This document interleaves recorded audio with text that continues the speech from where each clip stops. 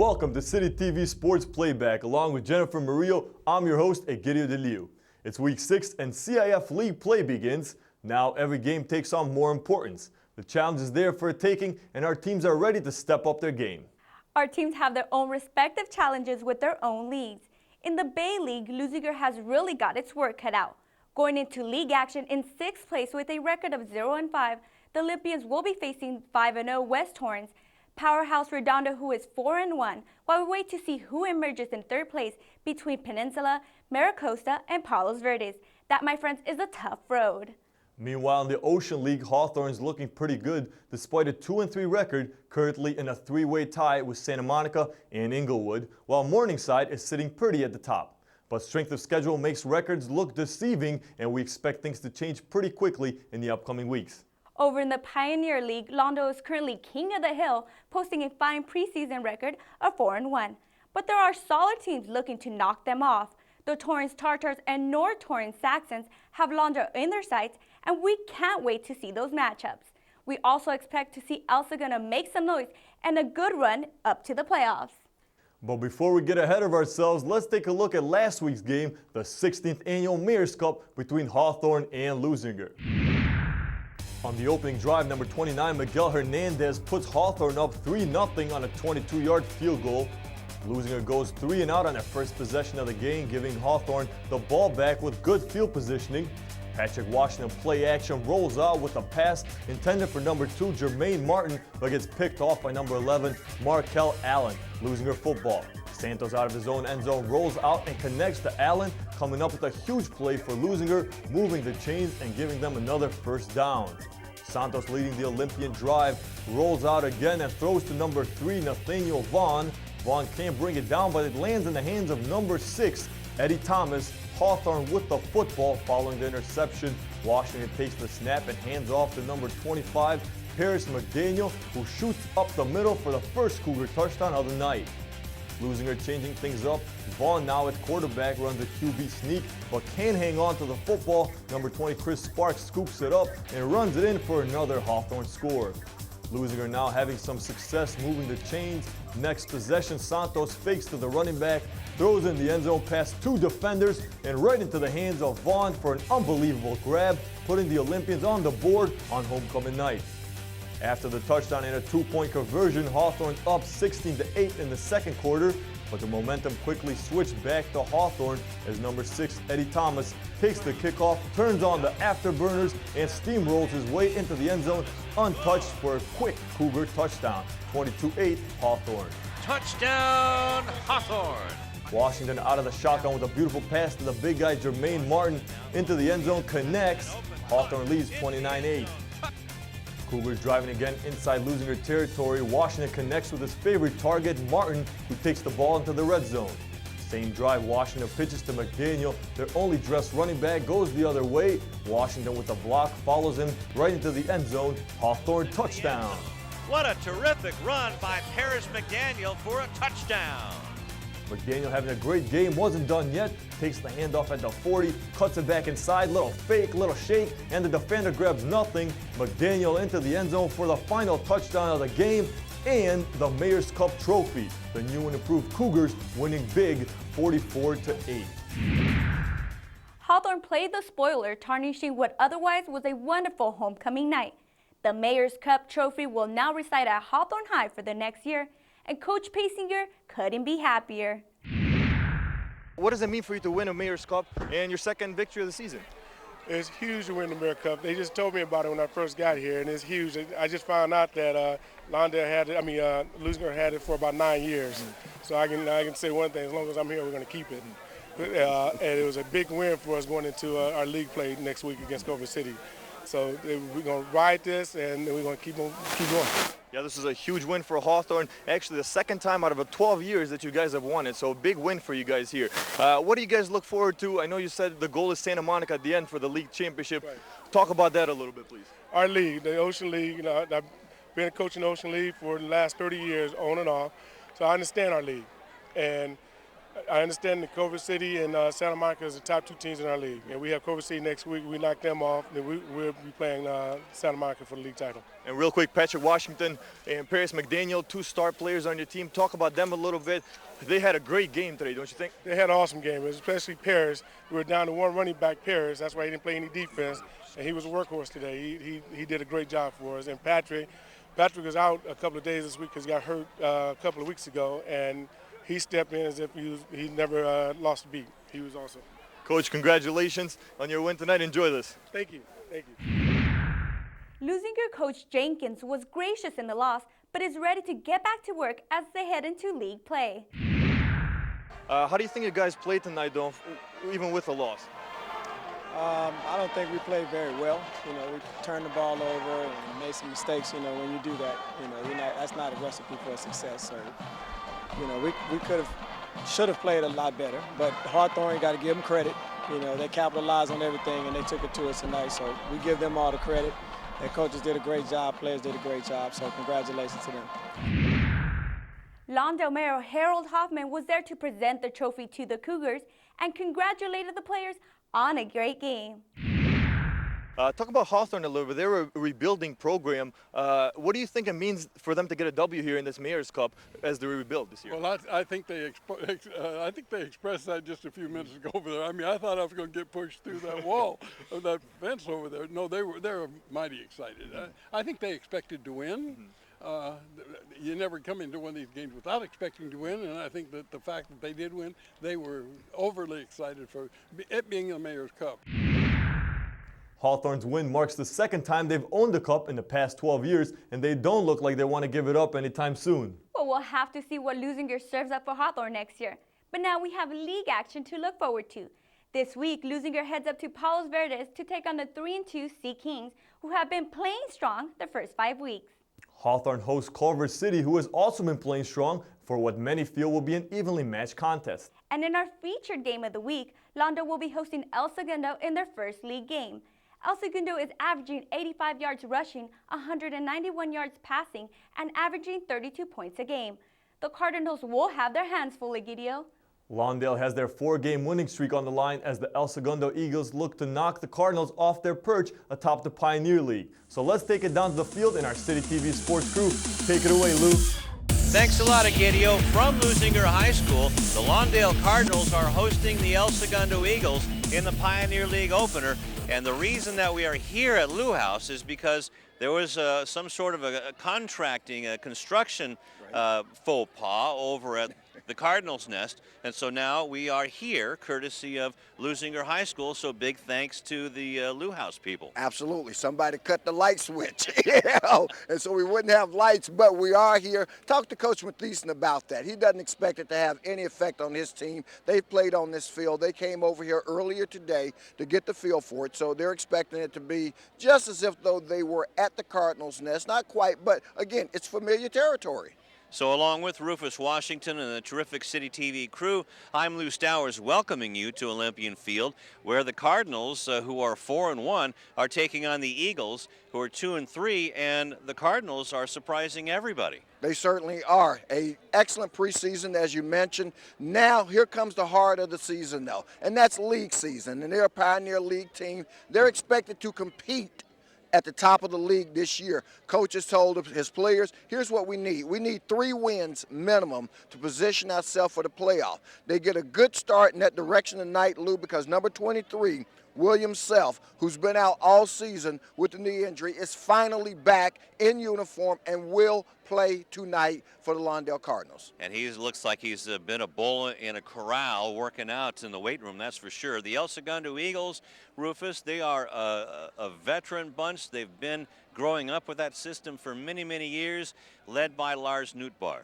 Well, certainly a fine quarterback, and they've got a couple of fine players on their team. You got Nootbaar at quarterback, and you got Connor at tight end, all of whom makes for a perfect combination for them. They will have to make one adjustment because their leading rusher, Dobie, is going to be out for the season with a torn ACL, but they used the preseason to challenge themselves. So we're looking at their record at 2-3, but don't be deceived by that. Jamie Stewart is leading them with 157 total yards per game. He catches the ball, he runs with the ball, returns kicks. He is unbelievable. Kickoff is right around the corner, coming up on City TV.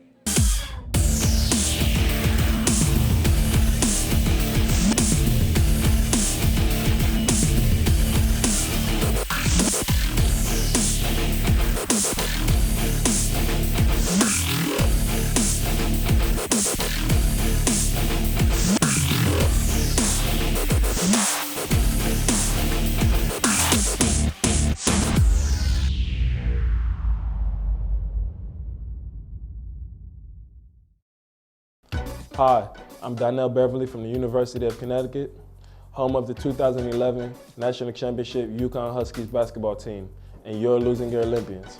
Beverly around the back, follow a jumper, good, beautiful shot. It wasn't too long ago that I was playing basketball right here. I just want to thank him for having me here.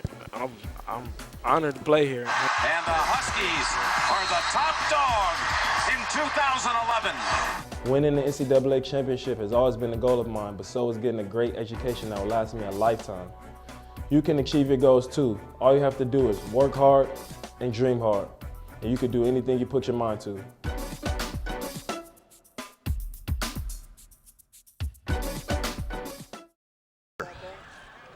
Okay. Let's go down to the coin toss. Here, that's tails, that's heads.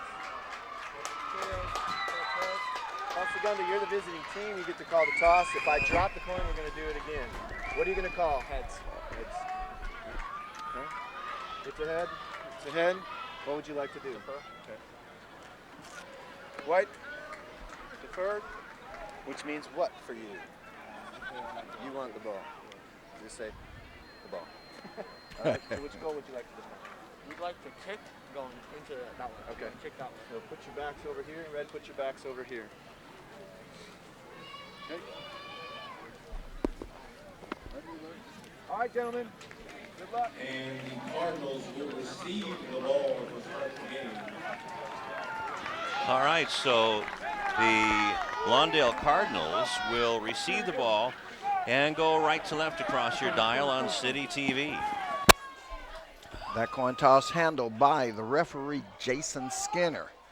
Members of his crew tonight, Lou, include the head linesman Gerald Sams. The back judge is going to be John Falactu. The line judge Paul Cummins, and the umpire Paul Just. We have to find out if he's from the Kentucky Justs.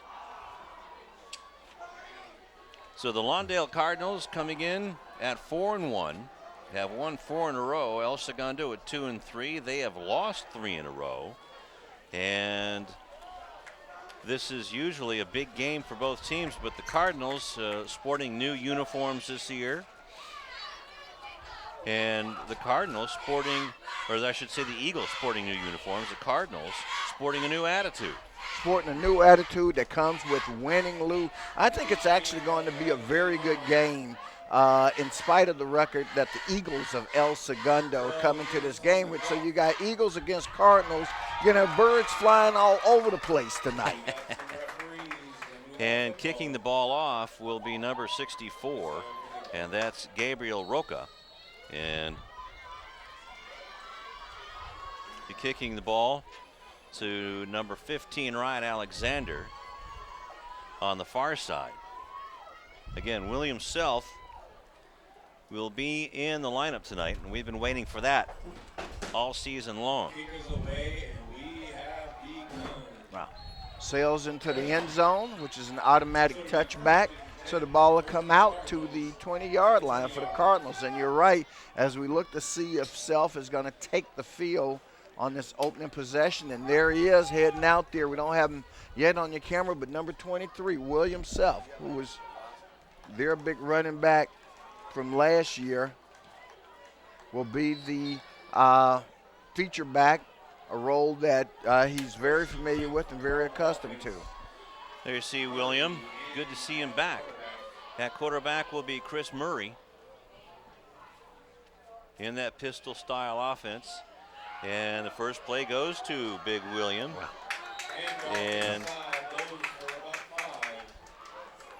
Gets about 5 yards on the play. Picks up about 5, gets a nice feel for it, takes a nice hit. When you're a running back, that's what you want to feel is your first hit, Lou. That lets you know I'm back.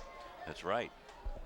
Hey, you see the replay there, and following his blocking was turned back inside. Tackle was made by Elijah Hale, among others. Handoff again. This one goes to DeAndre Shaw. Shaw loses a yard. Or actually, that was number 9. That was Austin Manigo. And he actually lost a yard. So back to the 24-yard line. It'll be 3rd down and about 6.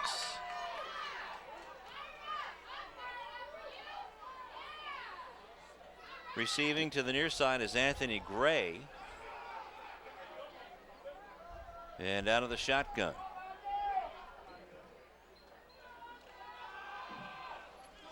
The young quarterback, Chris Murray, with a lot of poise. Has some room.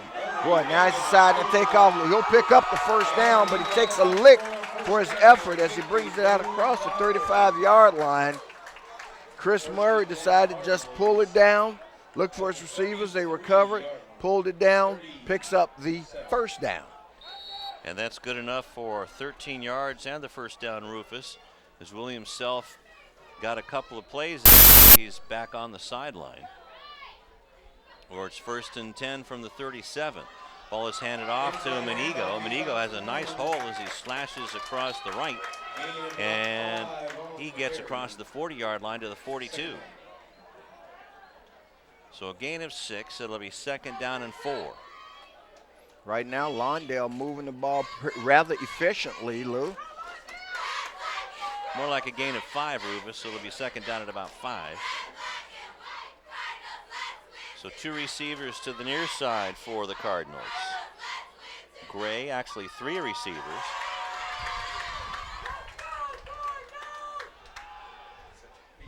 Good coverage by the Eagles defense, and that's going to be a sack all the way back to the 36-yard line. A couple of guys in there for the Eagles, 35 and 46 in particular, were the guys there for them. And of course, we'll get those players for you in just a moment. So a loss of 6 on the play.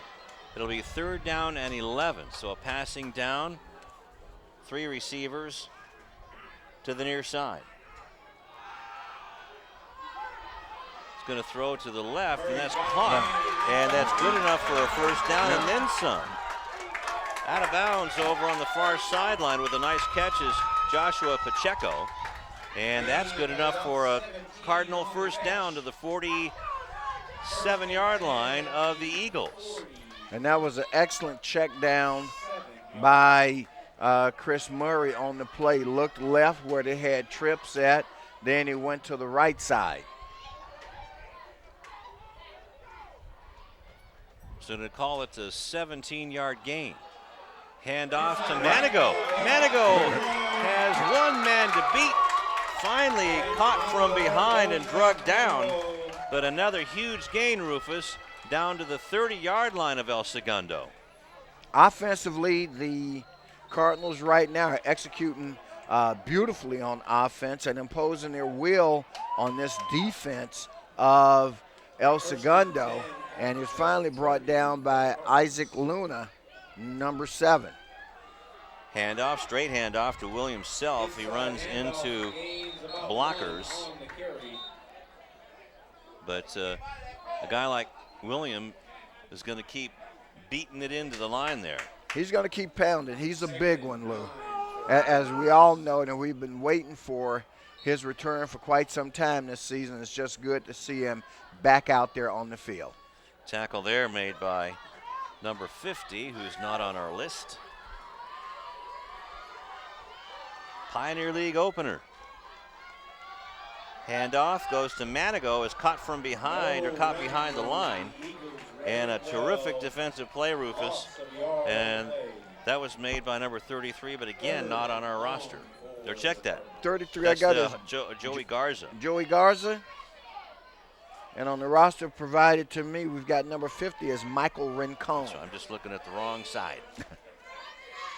back to the 40-yard line.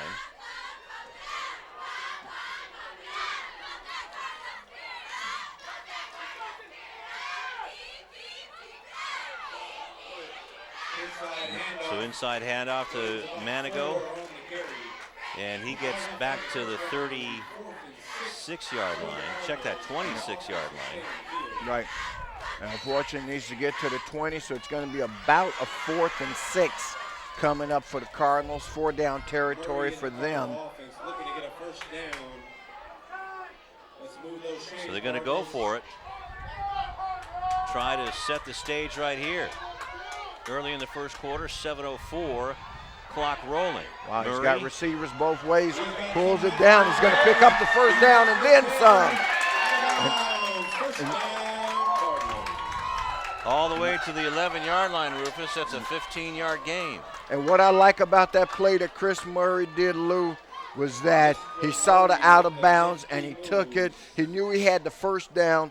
Instead of turning upfield and taking unnecessary contact when the goal has been achieved, which was the first down, good decision by Chris Murray on that play. Not only that, Rufus, is that he checked all of his receivers and they were covered. Manigo gets inside the 10-yard line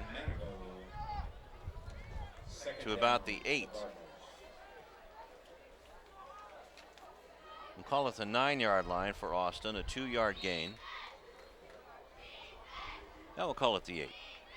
So a 3-yard gain. Second down and a long 7. This is going to be a quarterback keeper, a bootleg, down inside the 5-yard line, Rufus. Close to a first down, but maybe about a yard short. It'll be 3rd down and short. And it's one of those situations where they can pick up the first without scoring a touchdown. It's about a half-yard distance between first down and a touchdown. So a 4-yard gain. It appears to be 3rd down and a long 2, possibly 3, from about the 4-yard line.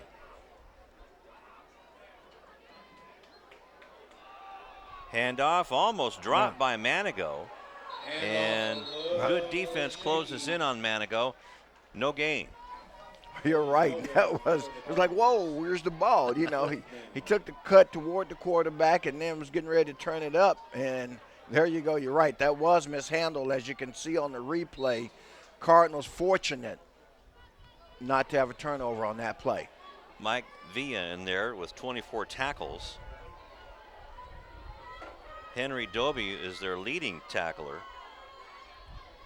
Check that, not Henry Doby, but we'll get that info for you in just a moment. As Murray looking for an open receiver, can't do it, he slips down. So the drive stalls at the 4-yard line? But it'll be marked down, Rufus, at the 11, so it's a loss of 7 on the play. Then it'll be 1st and 10 for El Segundo at the 11.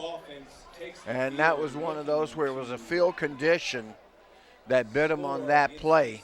Although they were already in a bad position, but he was looking for receivers up the field, couldn't find any in the end zone, slips on the turf, and they'll turn it over on downs. And Lars Nootbaar, 65 out of 114 on the season, and the running back number 22 there, that's Dathan Bailey. And Bailey gains 9 yards.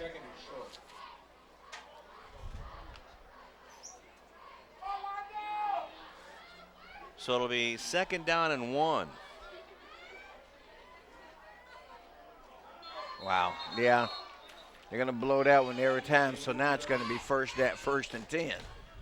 David Tuivai jumped offside and made contact with the offensive lineman.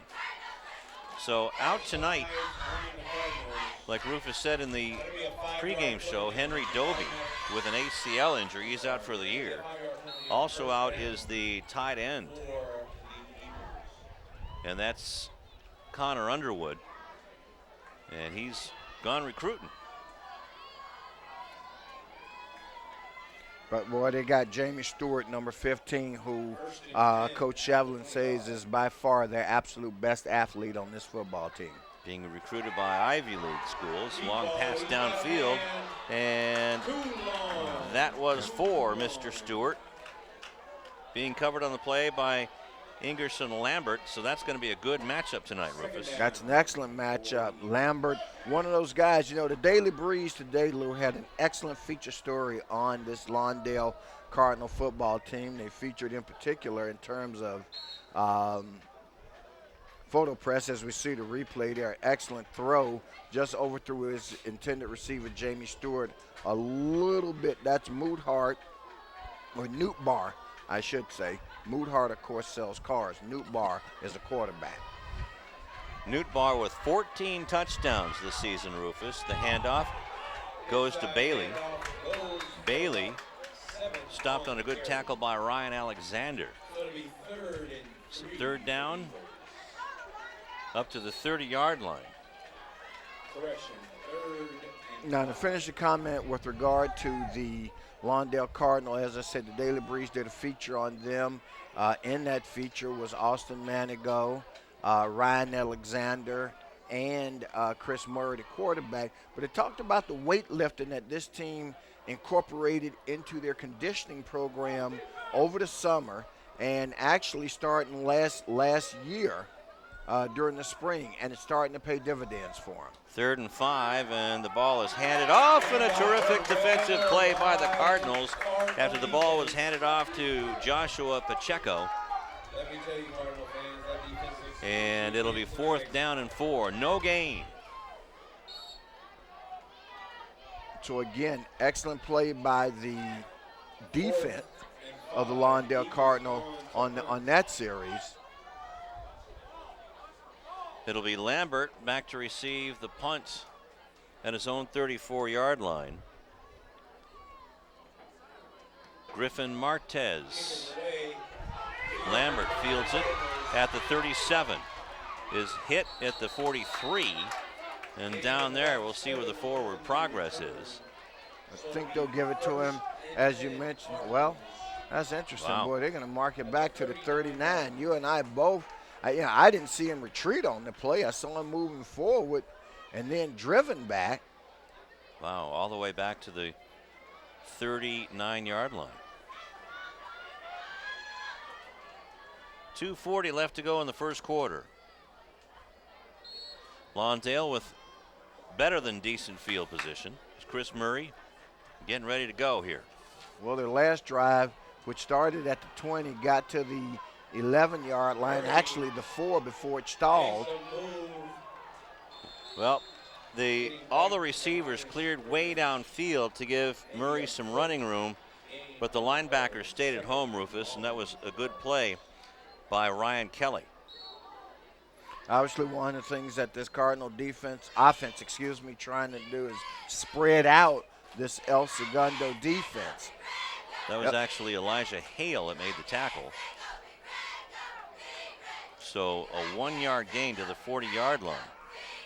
2nd down and 9. That was Elijah's 20th tackle on the year. There goes Manigo. Manigo's off to the races, and nobody's going to catch him. Touchdown, Lawndale. No flags. That's a 60-yard scamper down the right sideline for the touchdown. Austin Manigo at the 151 mark, here in the first. As you see the replay there, man, he's got the afterburners going down. There isn't even a El Segundo Eagle in the frame. And who say the Cardinal can't outrun an Eagle? I tell you, they're tough. So now Richard Fitzgerald out of the hold of Murray. And that was a bad snap. And Murray with good hands, just enough to get it up there for Fitzgerald to hit the ball. A 2-play drive, Rufus, that covered 60 yards, actually 61 yards. And that took all of 49 seconds. PAT no good. And it's 6-0. So Manigo, what's he been eating since we saw him last? I know. Well, again, I told you that as was reported, it's that weightlifting, it's that track stuff, it's all the other things, and of course, it's the great coaching by Coach Rick Mathieson and the staff here at Lawndale High who really have pointed this program in the right direction over the past couple of seasons. Well, they certainly have. So Lawndale, is it fair to say, surprising the Eagles were the first score of the night? From the 15-yard line, look out for Stewart. Stewart just tripped up at the last second. And that was Isaiah Torres with a potential score-saving tackle. So great field position. Let's watch Stewart on the replay. Hey, we told you he was there everything back. Boy, it takes a couple of hits. I mean, look at him just shake that one off. That was enough to cause him to lose his balance, which eventually brought him down, but not until he had brought the ball out to the 45-yard line. So let's see what Newt Barr has in store for the Cardinals. He'll be under center. Stewart split wide to the right side, but the swing pass to Nick Carsaboom, who has 11 catches on the year. Check that.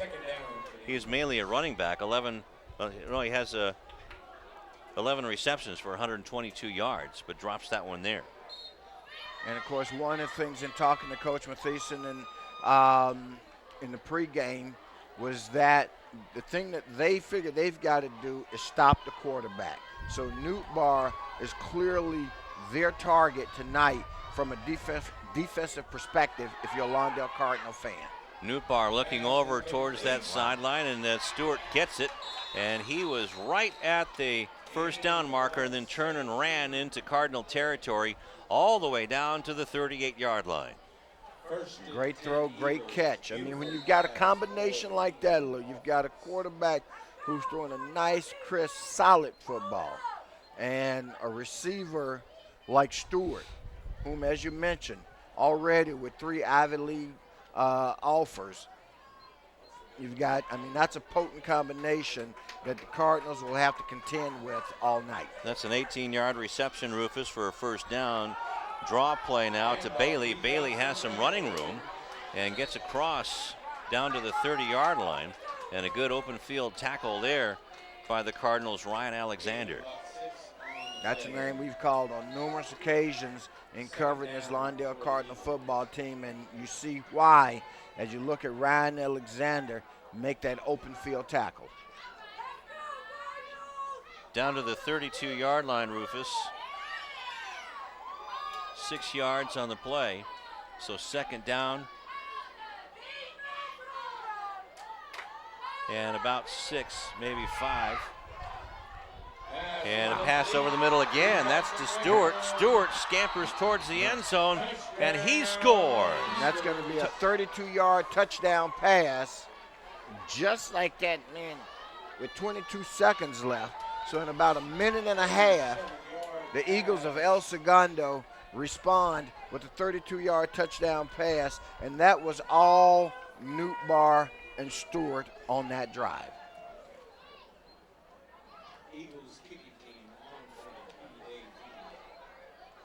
So now coming out to tack on the extra point is Roca.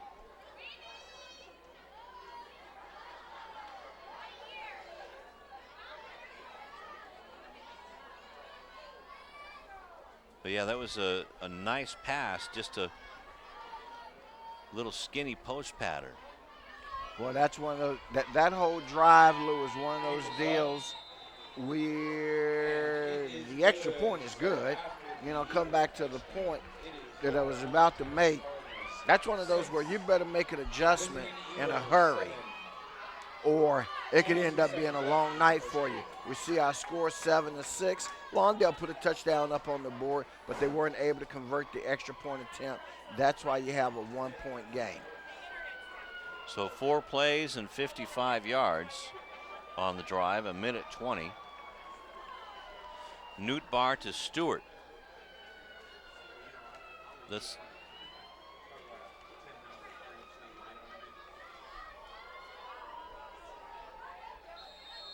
So back to receive again for the Cardinals on the far side, Ryan Alexander.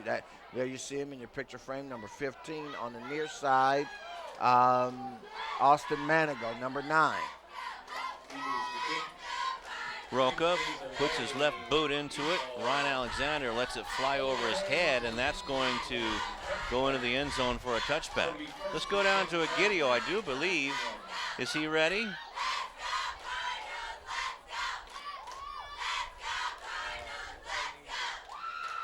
Thank you, guys. Well, an intriguing matchup here. Almost at the end of the first quarter, the El Segundo Eagles lead 7-6, only by 1 point. An intriguing matchup. The El Segundo Eagles bring an offense that's averaging 276 points, total yards per game, and they need to be contained by this Cardinals defense, led by senior number 15, Ryan Alexander. And the Cardinals need to win here to keep their 4-game winning streak alive. Lou, back to you. And the handoff goes to Manigo.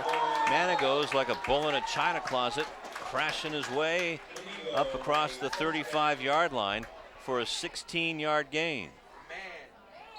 And they rotate in now. Williams Self will come in. Manigo stays in. He comes in as number 21 for the Cardinals. Comes off, and of course that's Bryant Perkinson. Ryan Kelly got out of the tackler. Ryan Kelly tried to get Manigo, but he spun right out of that tackle as the first quarter comes to the end. Second quarter just about ready to get underway. So what are your impressions of the first quarter? Well, I'm impressed with both teams. I think they're living up to what my expectations were. I told you it'd be a good game. The records were a little bit deceptive, but each team has played to their strengths so far, and they've been able to impose their offensive will on the other team's defense. This could be, I know it's only the start of the second quarter, but this could be one of those last possession of the game type deals. Well, the only difference is the Eagles converted their PAT. So the center for the Cardinals, Chris Guzman, if he is the long snapper, really needs to get it in gear. Well, I think it does, but I think what you may see and what they may get forced into is going for the 2-point conversions. Self gets the handoff, turns up the middle. Self gets it past midfield, running over Alex Rios on his way down to the 46-yard line. And I would say from the couple of runs that we've seen Williams Self make tonight, Lou, and I love his cuts and cutbacks, that he is recovered and back. He's just waiting for his turn, but Manigo puts it in gear right away, all the way down to the 35-yard line, and off goes the hat of number 19, Jackson Waltz, with 38 tackles. He's the leading defender, and because his equipment failed, he's got to go off the field. Look at Manigo, and a beautiful block over there as well by Richard Rivera. And they're picking up first downs 10 yards at a clip. So an 11-yard gain, and handoff up the middle. William getting down to the 31-yard line. So a 4-yard gain for William. A nice breezy football night here. That's right. Kind of in the spooky South October. Bay. Right.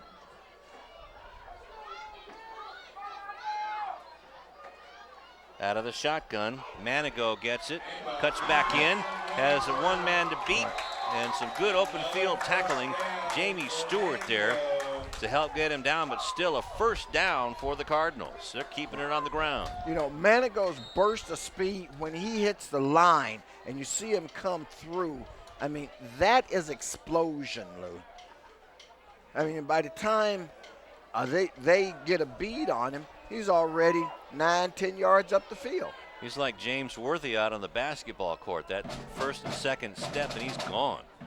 Murray keeps it on a bootleg, a naked bootleg, and he's into the end zone. Touchdown, Lawndale.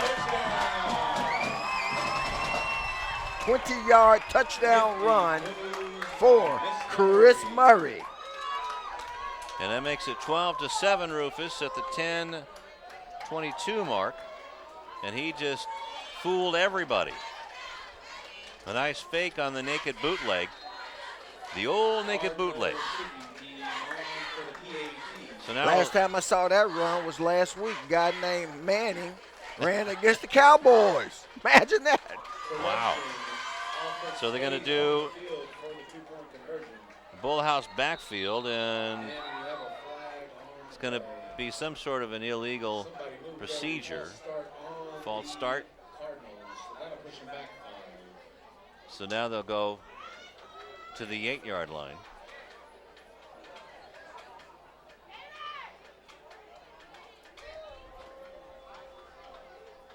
Cardinal offense staying on the field for the 2-point conversion.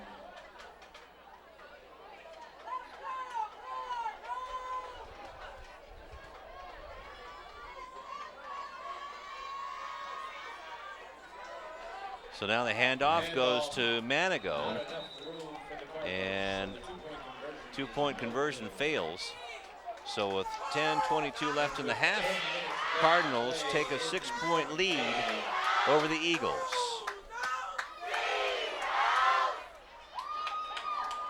Seahawks 12, visiting the Eagles 7. So the 6 key is- plays. No, but the key is that Lawndale responded. Yes. And that's what I was talking about. I mean, because that drive that El Segundo executed against them could have been very demoralizing. But instead of hanging their head, they came right back and did their own thing. I mean, just picked up first downs on the ground game, and then, as you say, capped off by the 20-yard bootleg by Murray. And it was all on the ground, Rufus. 80 yards in just 2 minutes, 6 plays. But they're going to have to figure out how to get that conversion going, as the kickoff is squibbed to about the 20-yard line, actually the 15-yard line, and picked up by Isaac Luna. Luna gets up to about the 38-yard line. So again, this is where the oft overlooked special teams comes into play. I mean, you're giving them the ball. Here's the difference. They're getting the ball at the 38. Lawndale's 2 possessions off the kickoff, the opening kickoff, and then after El Segundo scored, both started at the 20. That's an 18-yard difference in field position. So Jamie Stewart now split wide to the near side. 4 receivers in the set. But Bailey gets the handoff. Good defense by the Cardinals to keep it a short gain to about the 41. So that's a 3-yard gain. Haven't seen Lawndale put much pressure yet on the quarterback. You would think that that pressure would come in the form of some blitzes and some other things to disrupt them just a little bit. That they haven't done yet. As again, Stewart comes out here to the far side, but I know that they'll be going one-on-one coverage with Stewart. There's some big kids on that O-line, Rufus. Newtbar keeps it. Newtbar getting close to the first down, but it'll be 3rd down and short as he gets across the 45 to the 46, so a 5-yard gain for Lars. Looks like they're going to mark him just about 2 yards short, Lou. So Lars, a shortstop who's already headed to USC, along with his brother Nigel, who's a pitcher on the Trojans pitching staff. And we've seen him on CityTV many times against the Cardinals in baseball. Handoff goes to Bailey, and that's a first down. But he paid for it, that's for sure. It gets to midfield. Bailey, a small spark plug there, number 22 in your program, fans. And well, I'm going to see if they've got any. They say he's 5'8", 180. The 180 might be true. The 5'8's a lie, though. If he's 5'8", I'm 6'1". First and 10 from the 50-yard line right in front of us. Jamie Stewart, he's going to be the target. Wow. Actually, no, that was a screen pass underneath. And out of bounds at the 26-yard line is number 45. That's Ryan Kelly. And Ryan Kelly is one of those players that Coach Shevlin talked about in the pregame. They were one of his key guys.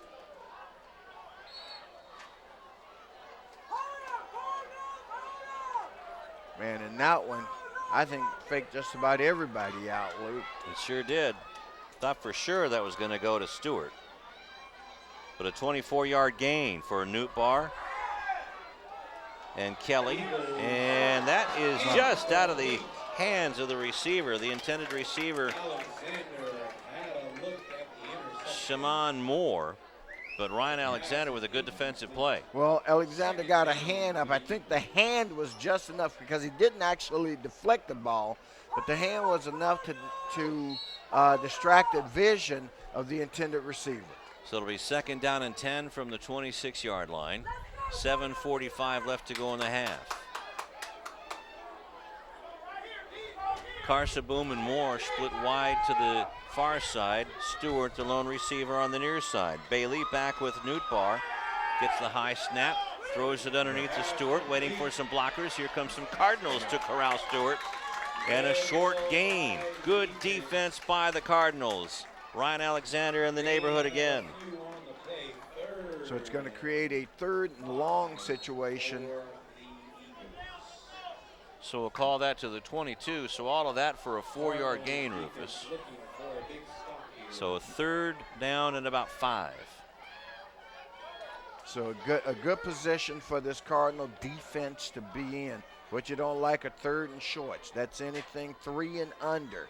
This 3rd and 5, that's about middle of the road. That's not bad. That gives your D some recovery room. Double tight end set from under center. Newt Barr looking for Stewart across the middle. Wow. Caught. End zone. Drop. Just in and out of the hands.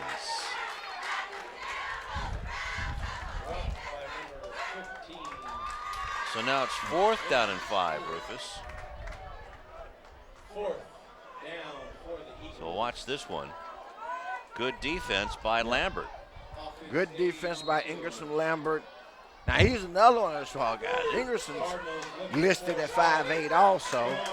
A little bit of yeast in that as well.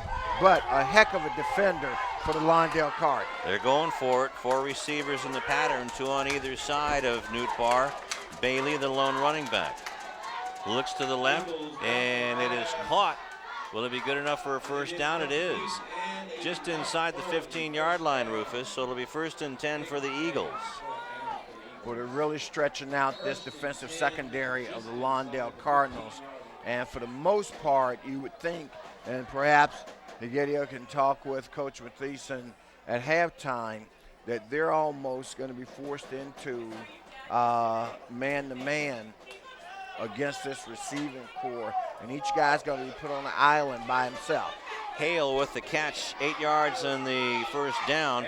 Here comes Bailey. Bailey is wrapped up on a good open field tackle, Rufus, by Bo Estaya. And you know what? Bailey had big Ernesto Rivera running interference, 5'11", 220.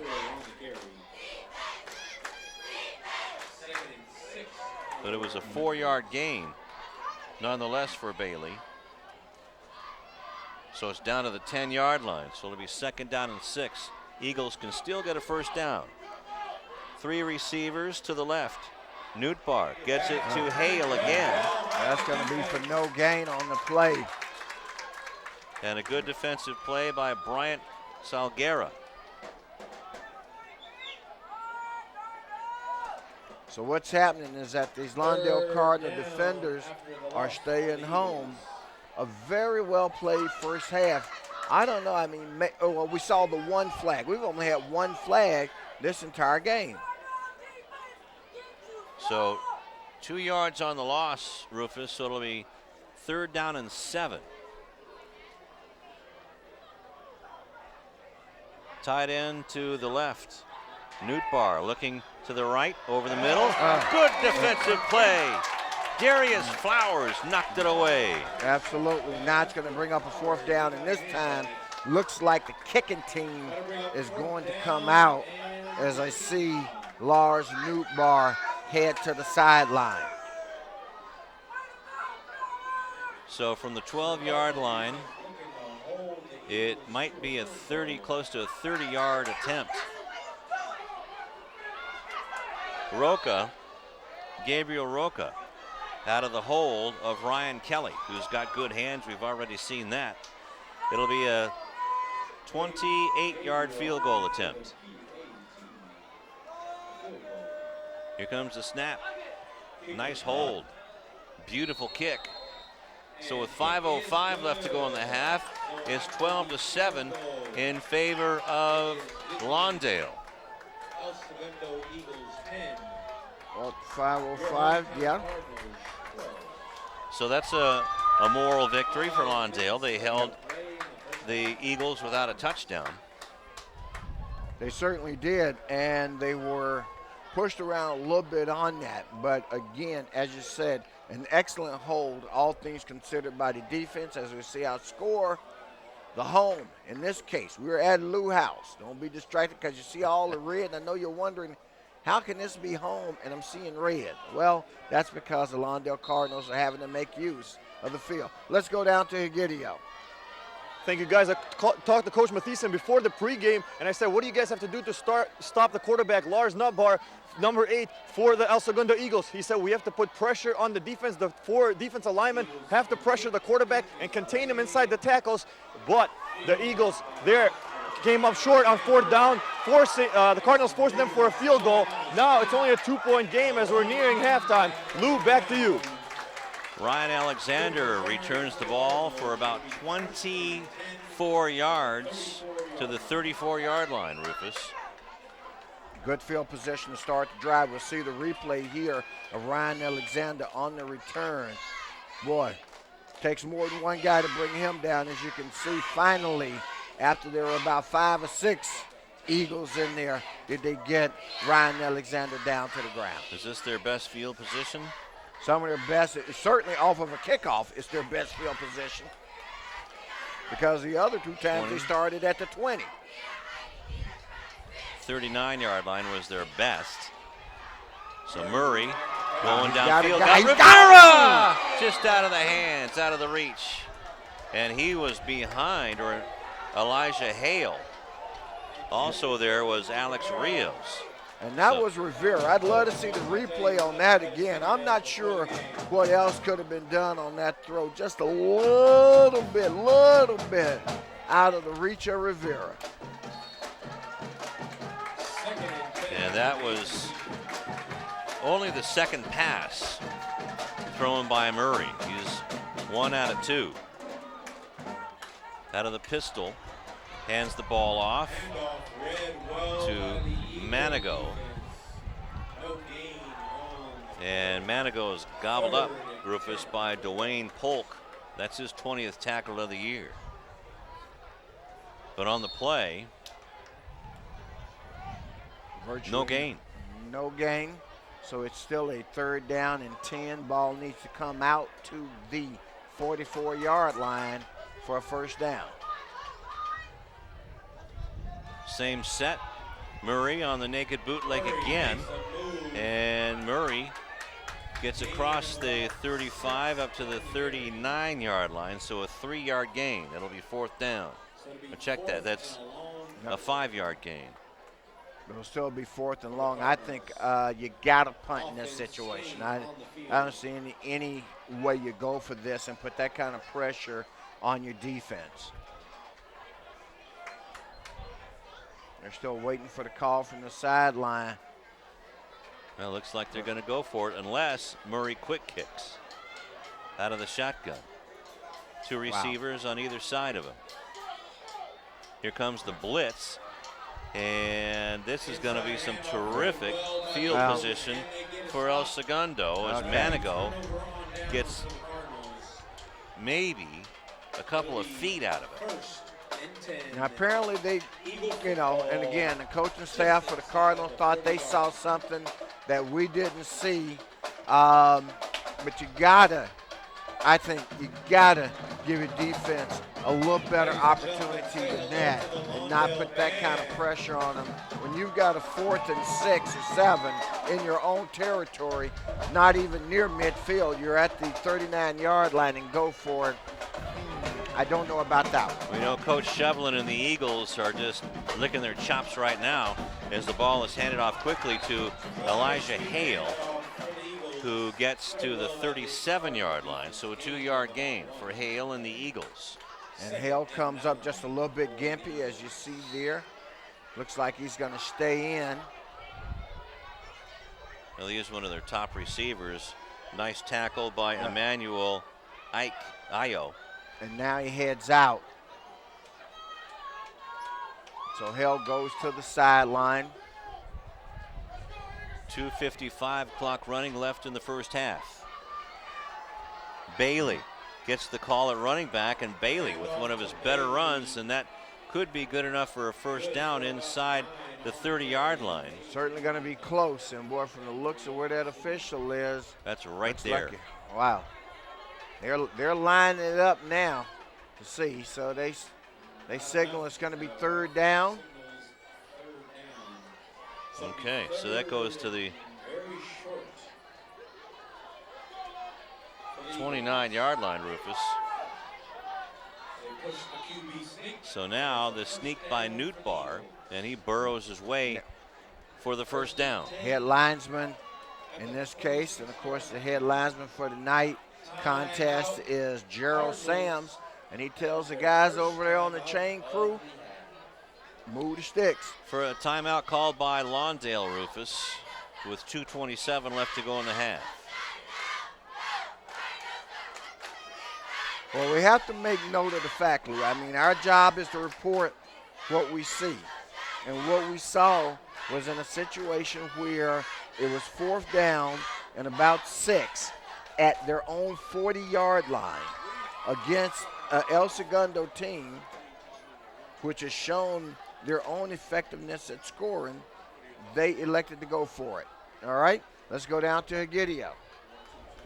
Thank you, guys. Well, that rushing touchdown earlier by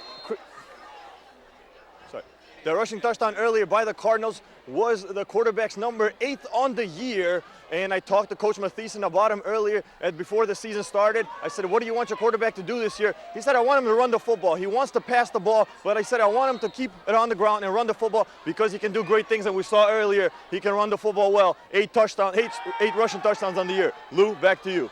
Newtbar swings it out. This is to Kelly. Kelly gets down to the 20-yard line and out of bounds to stop the clock. And it's going to be 2nd down and about 3 yards to go.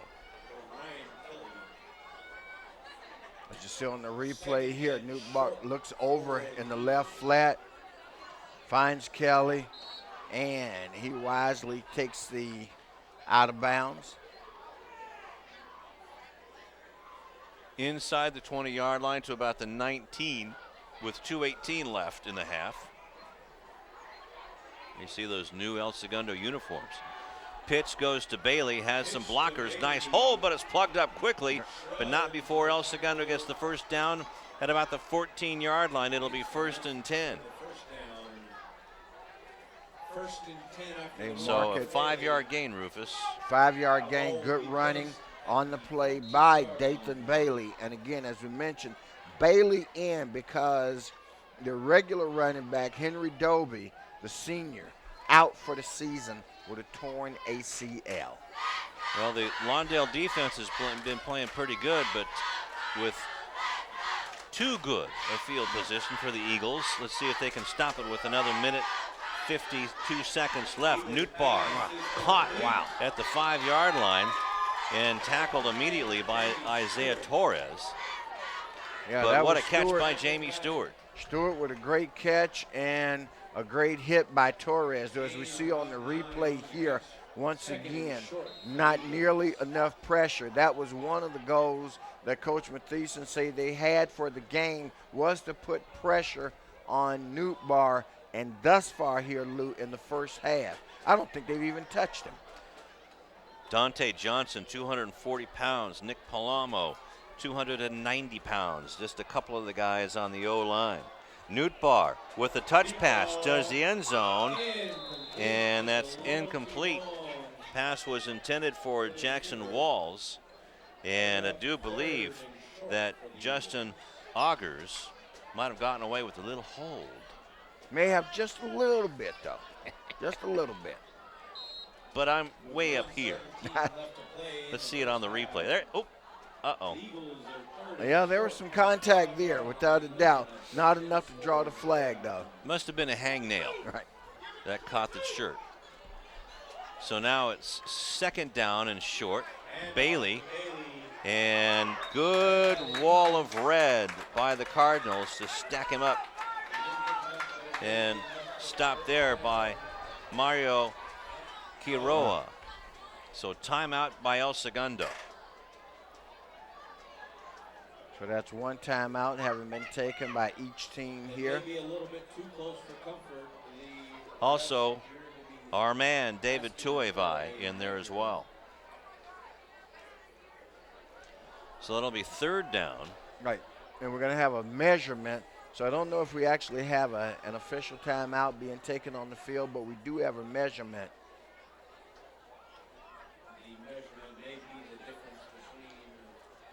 So we'll see. Here they come, hustling out there. 1:03 left to go in the half.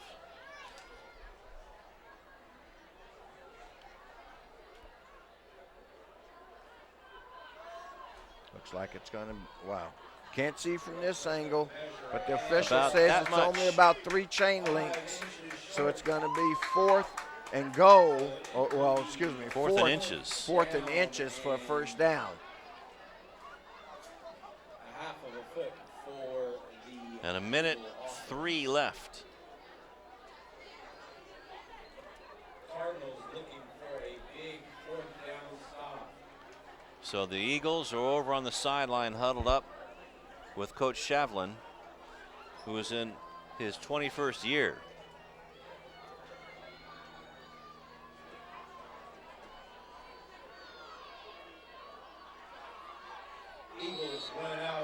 So Jamie Stewart and Elijah Hale split out to the far side, or the near side, is now a quarterback sneak by Newt Bar just to get 4 more downs.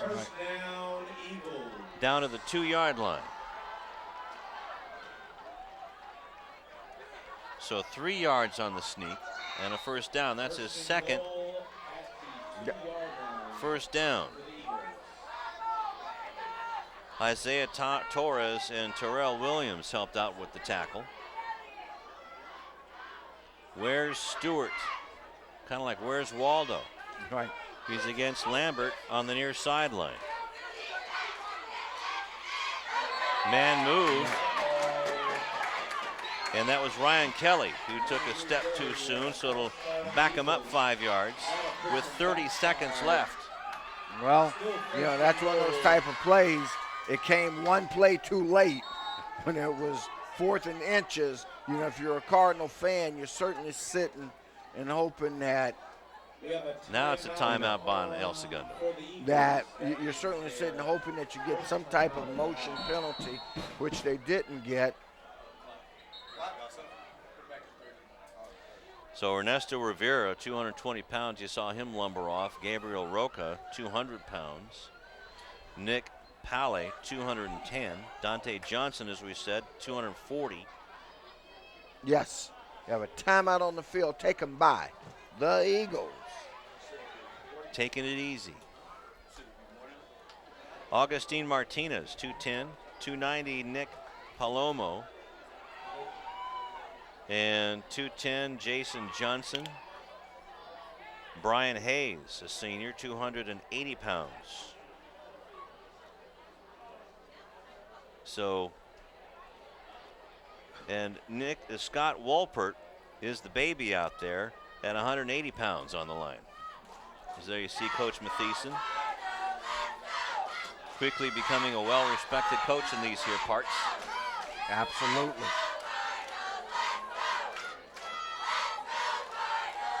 So Newt Barr is 8 out of 14 tonight. Has a touchdown in his pocket, 32-yarder to Jamie Stewart. And now is that a timeout on Lawndale?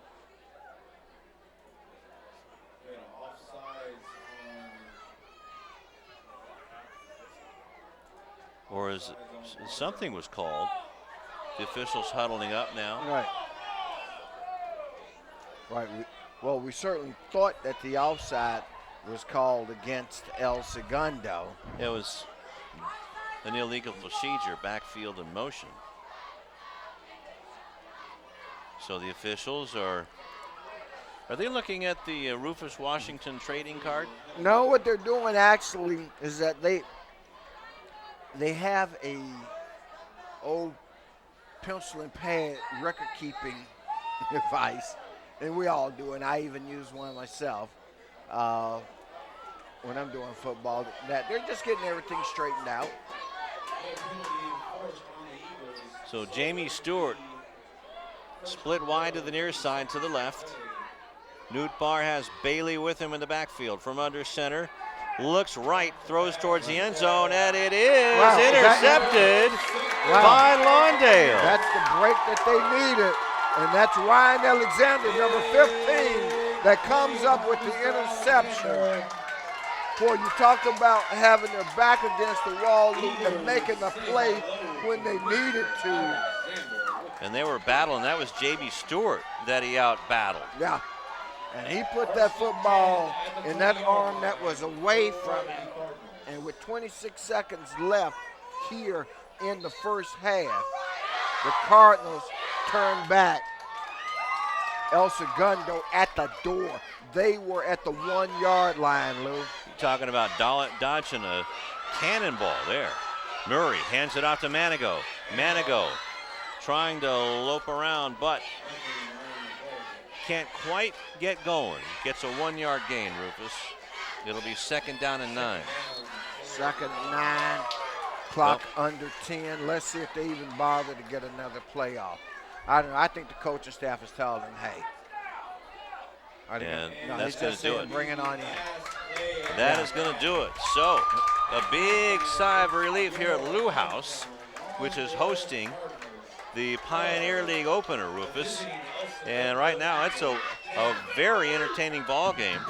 A very entertaining ball game, and made more entertaining if you're a Lawndale Cardinal fan, courtesy of the interception by Ryan Alexander with 22 seconds left in the first half when El Segundo had the ball at the 1 yard line. I do believe Egidio is ready downfield. Let's go down to him. Thank you, guys. A little recap here at halftime. The Lawndale Cardinals at home hosting here at Lusinger High are up by 2 points, 12-10 after 2 quarters of football. Big interception there by Ryan Alexander, one of the guys I talked about earlier. He has to step up. He's one of the seniors that's led this defense. They forced 5 turnovers in their last game against the Palos Verdes Peninsula before their bye week. So 5 turnovers in that game. They already have 1 turnover here, an interception. Huge play by Ryan Alexander. He has to be the key tonight for the Cardinals to leave here with a win and continue their 4-game winning streak and turn that into 5 games. On the other side, the El Segundo Eagles are coming on a 3-game losing streak, and they have only scored 35 points in their last 3 games. So during that losing streak, only 35 points, and that was all in that 2nd game in week 4. So the offense, who averages, like I said, 276 yards per game, has to get going here for the Eagles in order for them to come back. But good news, they're only down by 2, and we still have 2 quarters of football left. But guys, back to you. Thanks, Egidio, and we will be back with a 3rd quarter kickoff and some stats right after this on CityTV.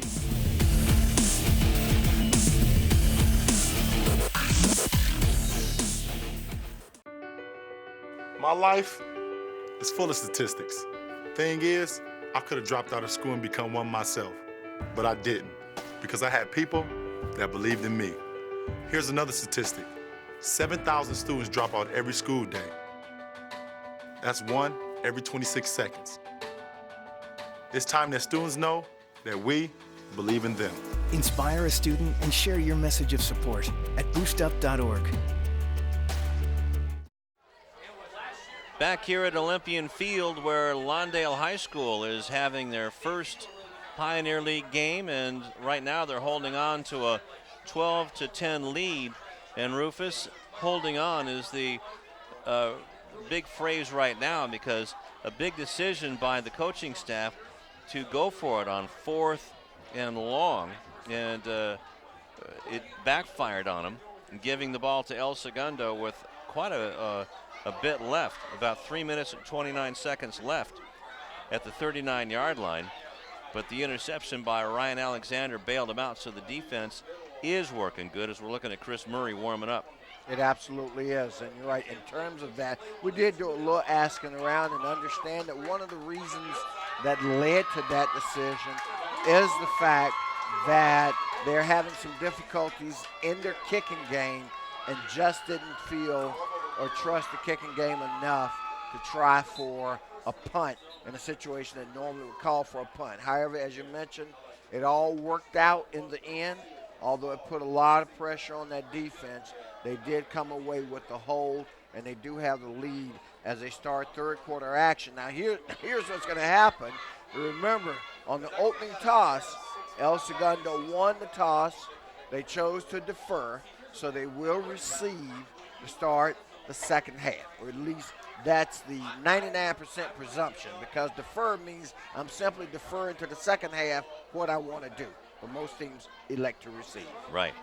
Let's go over some of the unofficial stats. El Segundo in passing, Lars Newbar, 8 out of 15 for 101 yards, a touchdown and an interception. In rushing, Bailey, 8 carries, 44 yards. Lars has 3 carries for 11 yards. In receiving, Jamie Stewart has 4 receptions for 63 yards and a touchdown, and Kelly with 2 catches for 20 yards. And for the Lawndale Cardinals in passing, Chris Murray is 1 out of 2 for 17 yards. The ground game is really doing well for the Cardinals tonight. In rushing, Austin Manigo with 14 carries for 126 yards already and a touchdown. And Chris Murray with 8 carries for 45 yards and that naked bootleg touchdown. William Self in limited duty, 4 carries for 27 yards. And Johnny Rivera with 1 catch for 17 yards. So the defense has been the primary cog in the wheel, plus the running game for Lawndale. Well, it certainly has been, although, as you mentioned, as you went over those offensive stats, they've been pretty impressive themselves, offensively as well, as you mentioned, particularly on the ground. They've really run at will against this El Segundo defense, and I think you can expect to see in the second half more ball control offense by the Lawndale Cardinals, because, boy, here's what they got to do. They've got to keep the ball out of Newt Barr's hand, because if it's in his hands, even though he has the 1 INT, man, the rest of it, he's looked sharp the whole first half. Let's go down to Egidio. Thank you, guys. I talked to Coach Mathieson coming out of the locker room at halftime. I said, what are your thoughts so far on tonight's matchup? He said his defense is playing a little up to par, not up to par. I asked him why, and he said because they underestimated the toughness of El Segundo. He said, we're hitting them, but they're hitting us back even harder. So we have to step up the physicality of this game going into the third and fourth quarter. I also asked him about DeAndre Shaw, number 5, the running back, why he hasn't played tonight a lot. He's usually the starting running back, and he said that William Self and Austin Manigo, number 23 and number 9, give him a little bit tougher look, and they're going to continue to ride those 2 guys remaining the rest of the game. Lou, back to you. All right, thank you very much, Egidio, and Coach Rick Mathieson rolled the dice defensively, and it worked out for him thanks to Ryan Alexander. There we're looking at number 53, that's Kevin, with the kick squibs, and it's picked up by Isaac Luna, and good defense, good special teams, and that's, I believe, the kicker that smashed down. Well, that was Miguel Alcantar for sure that had a piece of that action, number 24, as we see on the replay here. Saw a shot of Isaiah Torres earlier in that replay, and there you see number 24 sticking his shoulder in there to bring him down at the 35-yard line. So Niles Newtbar brings him out in a double tight end set, hands the ball off to Bailey, and it'll be a gain of about 4 yards for Bailey. Terrell Williams there on the stop, where it'll be a 4-yard gain and 2nd down and 6. Replay showed you the excellent defense, the swarming defense by the Lawndale Cardinals on that play. They've been doing a terrific job against the run. They absolutely are. Well, you got to be able to certainly take away one or the other. Newtbar looking across the field, and a catch at about the 49-yard line of Lawndale. And that's Jamie Stewart. On the defense is Darius Flowers picking him up. But it's a 1st down catch for Stewart and the Eagles. Now, speaking of taking away one or the other, the problem was that became the challenge. That's the big other that they're giving up just a little bit too much, and that's in the passing game of El Segundo. So an 11-yard gain, 1st and 10 for Newtbar under center out of the eye. No, that was a fake. Good fake. And a catch and another 1st down at the 35-yard line, and that was complete to Jackson Walls, who was playing tight end for Underwood tonight.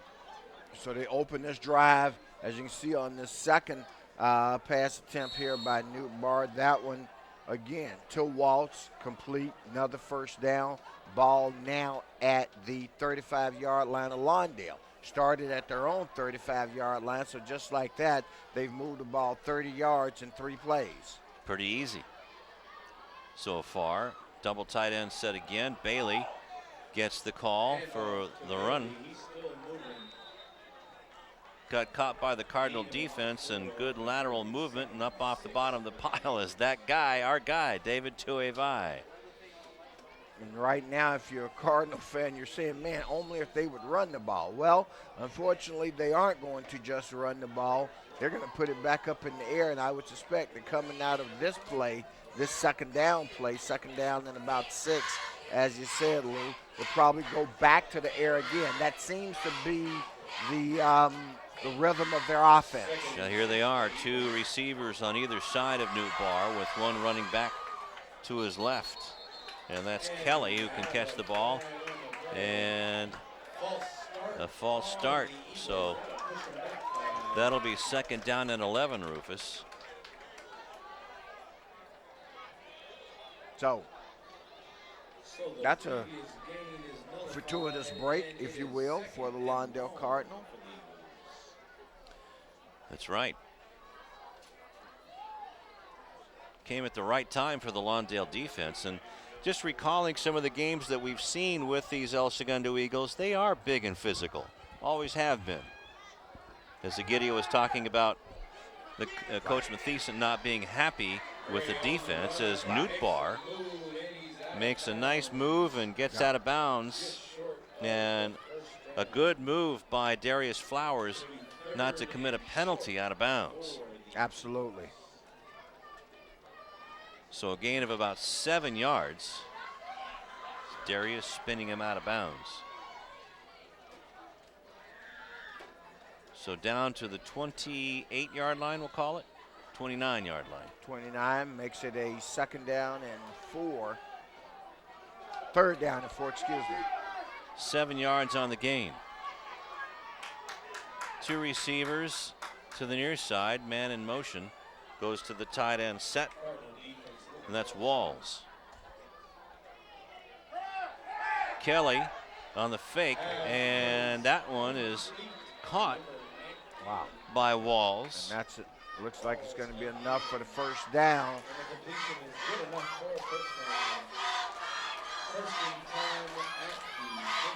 So Jackson Walls down to the 23-yard line, a gain of 6 yards.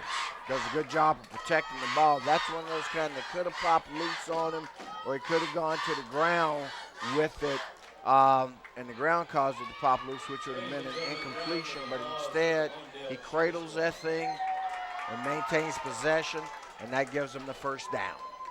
So Walls doing a good job so far in the second half for Underwood, and now the pass is caught, and that was complete to Carsaboom.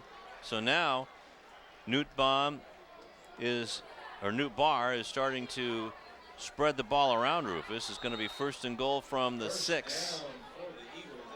And that's what he's doing, and we talked about it a little bit, and I wish Egidio had an opportunity to ask Coach about it, but just not the kind of pressure that they talked about, or that he talked about they'd be doing against the quarterback.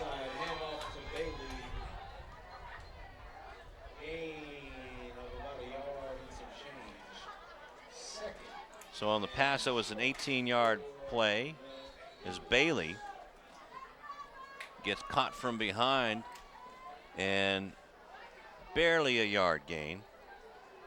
Down to the 5-yard line, we'll call it. And again, Bailey, the junior, seeing a lot of extra action tonight. Looks like he's going to get in on the run. 5-yard touchdown run for Dathan Bailey. I was about to mention the fact that Bailey seeing this action because Dobie, who would have been the senior running back and the feature back this year, out with a torn ACL. Bailey making a case for himself, not just for this year, but again as a junior, that this whole thing will center around him perhaps next year. So first lead of the night for El Segundo. And the old swing and gate play. 16-12 is the score right now. And Jamie Stewart getting it and fumbles the ball, and the ball is recovered in the end zone. So is it a 2-point conversion or not? Extra point attempt is no good. They say. So it's been kind of a wacky game that way, but the El Segundo Eagles take the lead 16-12. Just under 8 left to play in the third quarter. So a 9-play drive, Rufus, and there goes Stewart. Ball stripped out, and ball was recovered by Lambert. So no good.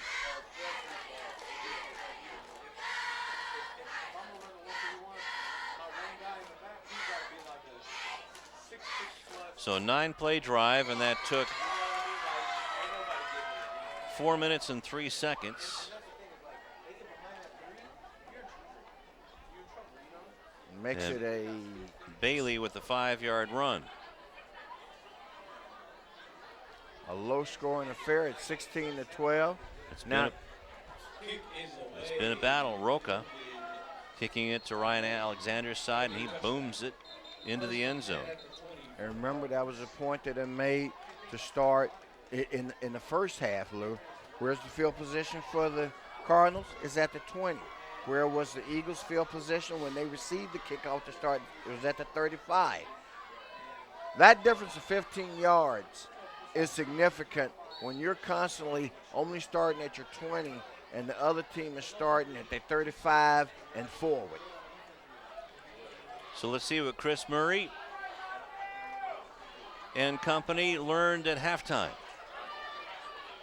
Spread offense, 2 receivers to either side of him, and 1 running back stays at home, and the pass is complete on the far side.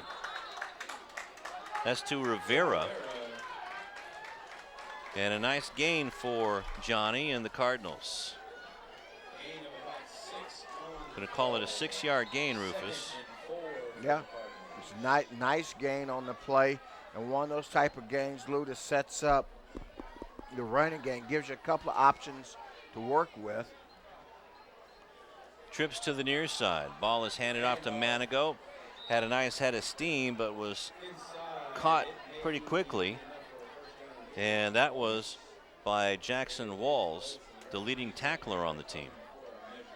Well, They're going to ask for a measurement. Wow, and no, okay. Not I was now. going to say, if you mark it on the line, okay, now they need to change the yard mark on the far side. That's one of those type of administrative issues. Now it shows third down. It should show first. Here comes the blitz. Manigo runs by it. Manigo gets about 3 yards on the play. So it'll be 2nd down and 7 as the numbers have changed. Okay, they finally corrected, kept it at third down for a long time. Would have hate to have seen, I believe it was Colorado several years ago, close to 20 now, where they got the infamous 5th down. Right. Pistol set. Murray wants to pass. Good coverage. Murray has to scamper out of the pocket, fighting for the 40-yard line. Did he get there? Looks like he got there to me. Depending on where they say his knee went down, but we know he stretched out and stretched the ball across the line, and the side judge indicates that it should be a 1st down and to move the chains. Looks like it's going to be a tad short, Rufus. Yeah, I would agree with you given the spotting of the football. So a 7-yard gain and they're for gonna Murray. Go for this out of a shotgun. Wow. Yeah, look out.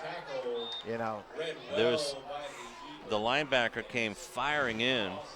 That was Dwayne Polk, who has 20 tackles on the year. So a loss on the play back to the 47-yard line. And obviously something at this level you don't see a lot of is audibling out of it. But I got to tell you, now again, now the chain marker is showing that it's 4th down. I think we got all kinds of problems. But it should be 3rd down, right? Right.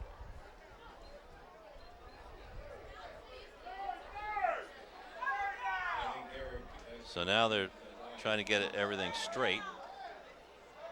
Well, it's Lawndale's own sideline crew. There was a 1st down. No. Now they're what are they calling it? 4th down now? Well, they're saying it's a 4th down, but it was clearly.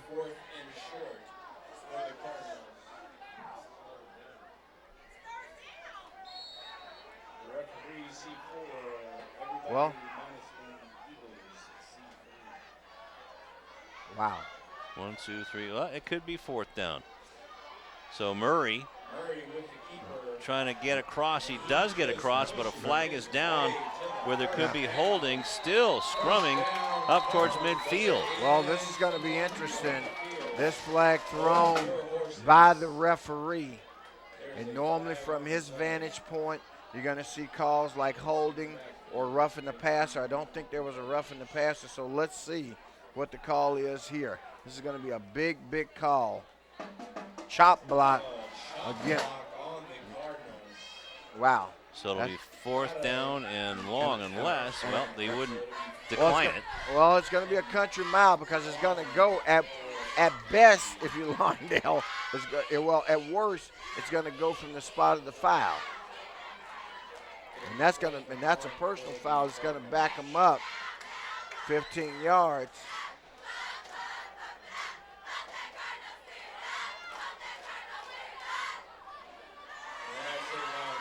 Okay, I didn't really see it, but it goes all the way back to the 24-yard line. And they've got to get out to the 40. Wow. Okay. And now there's 5 back after the offside by Scott Wolpert. But Lou, if this is 4th down, and you're at, even now with the 5 yards, you're at your 28-yard line. Yeah, you got to pick punt up it. 12. There's got to be somebody on your team who can kick the ball a little bit. I mean, there's no way you're right. You want to give this team the ball or put yourself in a position. Now there goes Murray back in punt formation. And Stewart goes back to receive the punt at about his own 44. Okay. That's better. Nice punt. Back to about the 38-yard line. Stewart slithering out of a tackle again. So looking for some running room. Turns the corner at the 40, the 35, down to the 15, the 10. Outruns the Cardinals and flies into the end zone. Touchdown, Eagles. Wow. And he earned that one. You got to get a kid credit where credit is due. 62-yard return. You won't see anyone better than that for Jamie Stewart and El Segundo.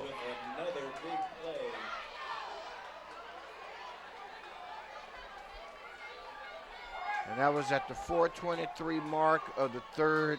58-yard punt return by Mr. Stewart. House says 58, but I'm going to go with your 62 because I think there was a 62-yard.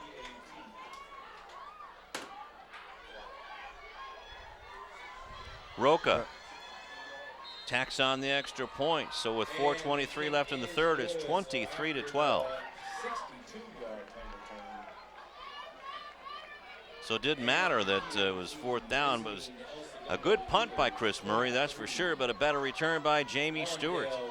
Well, I think it matters from this perspective, Lou, is that clearly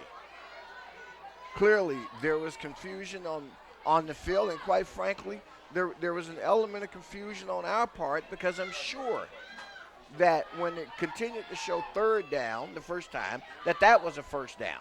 Then they kind of got that straight, but they moved it to second down to make up for the first, and all of a sudden, a down later, you're at fourth down, and you're thinking that, hey, okay, even if it's fourth, I'm only 6 inches away, but no.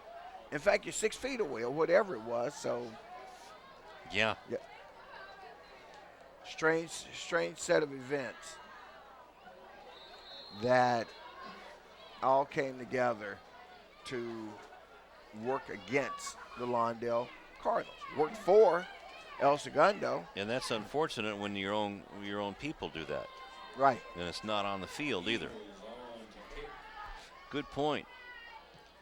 Roca puts a good boot into this one, and Ryan Alexander watches it fly into the end zone for another touchback. Roca hasn't allowed a return tonight in all of his kickoffs. Certainly hasn't. Again, and once again, starting field position for the Cardinals, their own 20-yard line.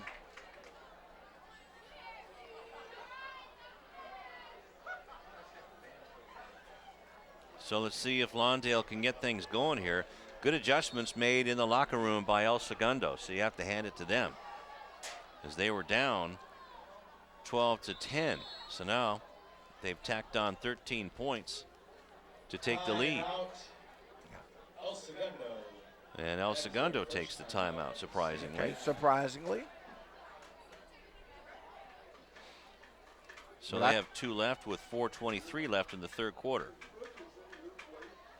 And a timeout that I think actually is just as beneficial for the Lawndale Cardinal. I'm sure Coach Mathieson says, hey, thank you very much. I appreciate it. Yeah, no kidding. Get a chance to take a breath and maybe teach the guys across the way how to flip a number. Let's go down to Egidio. Thank you, guys. Well, the Cardinals' momentum got destroyed there by that huge kick return by number 15, Jamie Stewart of the El Segundo Eagles. The defense here needs to step up as well as the offense. Chris Murray has to lead this team back. They're down now 23-12 after 2 consecutive touchdowns by the Eagles. Should be an interesting one. Lou, back to you. Thanks, Egidio. Out of the pistol formation is Chris Murray. Has William Self to his right, gives it to Self, and is stopped. Spun around, still falls forward, but Dwayne Polk made a nice initial hit. So a gain of about a yard, Rufus, so it'll be second down and long. Now let's see, we got a stoppage of play. Let's see. Looks like an equipment issue with one of the Cardinals. That's Winston Brown. They're trying to fix his helmet.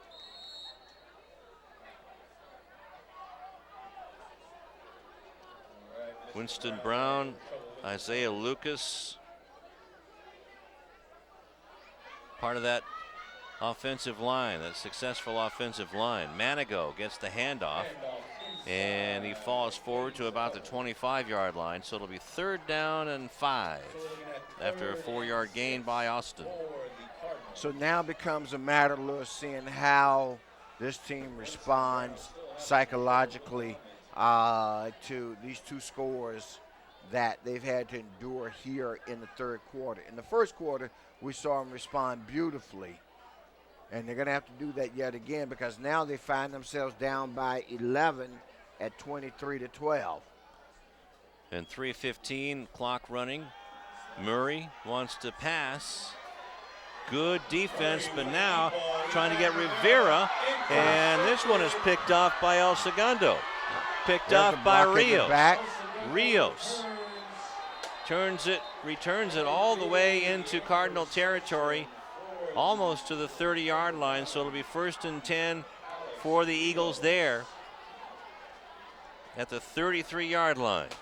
And that's one of those passes, wow, we just saw as I turn back, the interception, and that's one of those that was just hung up there, turns into a jump ball. The El Segundo defender wins the jump ball, and boy, with the turnover, the INT against Chris Murray, that gives the ball back to the Eagles. At the Cardinals' 30-yard line with 3 minutes left to go. Ball was intercepted at about the 35, and the pass too high for Kelly. So it'll be 2nd down and 10. David Tuivai was in the air, and Newtbar had to throw it over his head.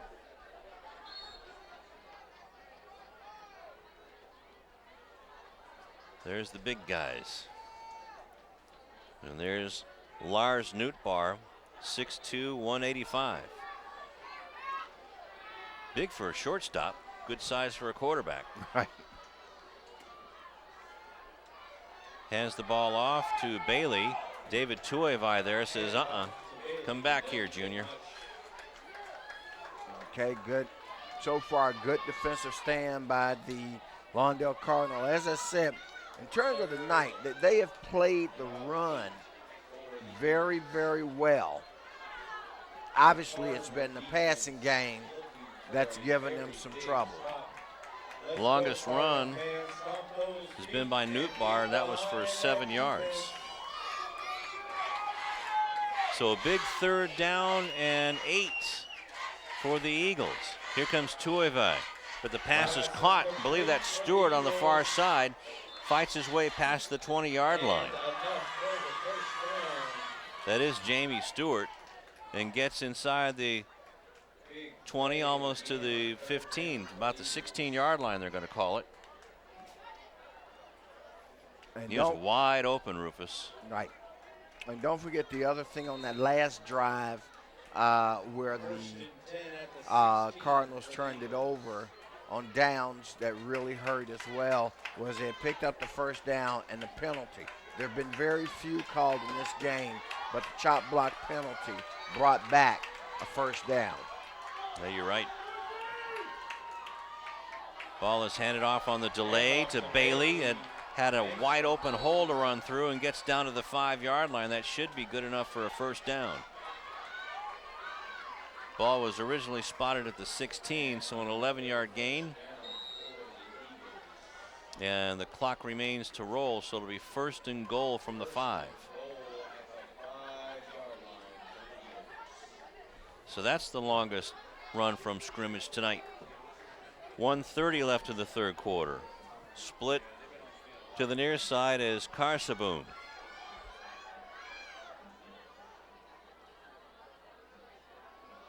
Out of the eye. Bailey gets the handoff.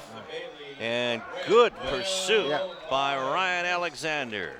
And that's the kind of defensive play that they needed right there. Right time, right man for the play. Ryan Alexander, number 15.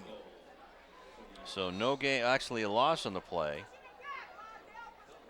Well, And the point was Bailey, the running back, never able, running side to side, never able to get turned upfield because the pursuit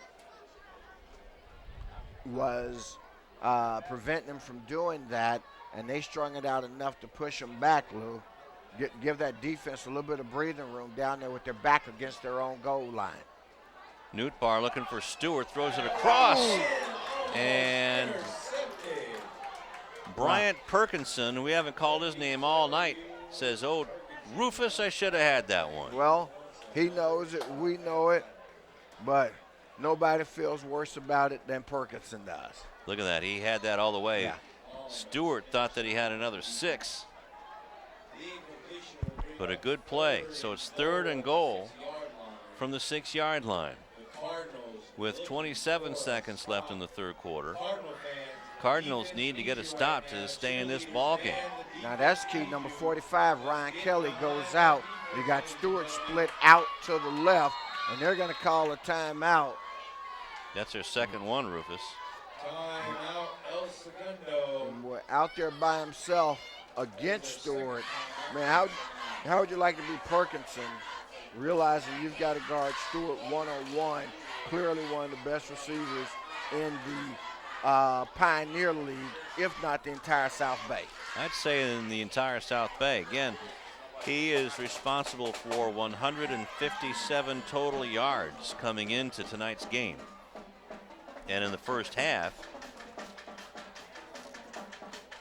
Stewart had 63 yards.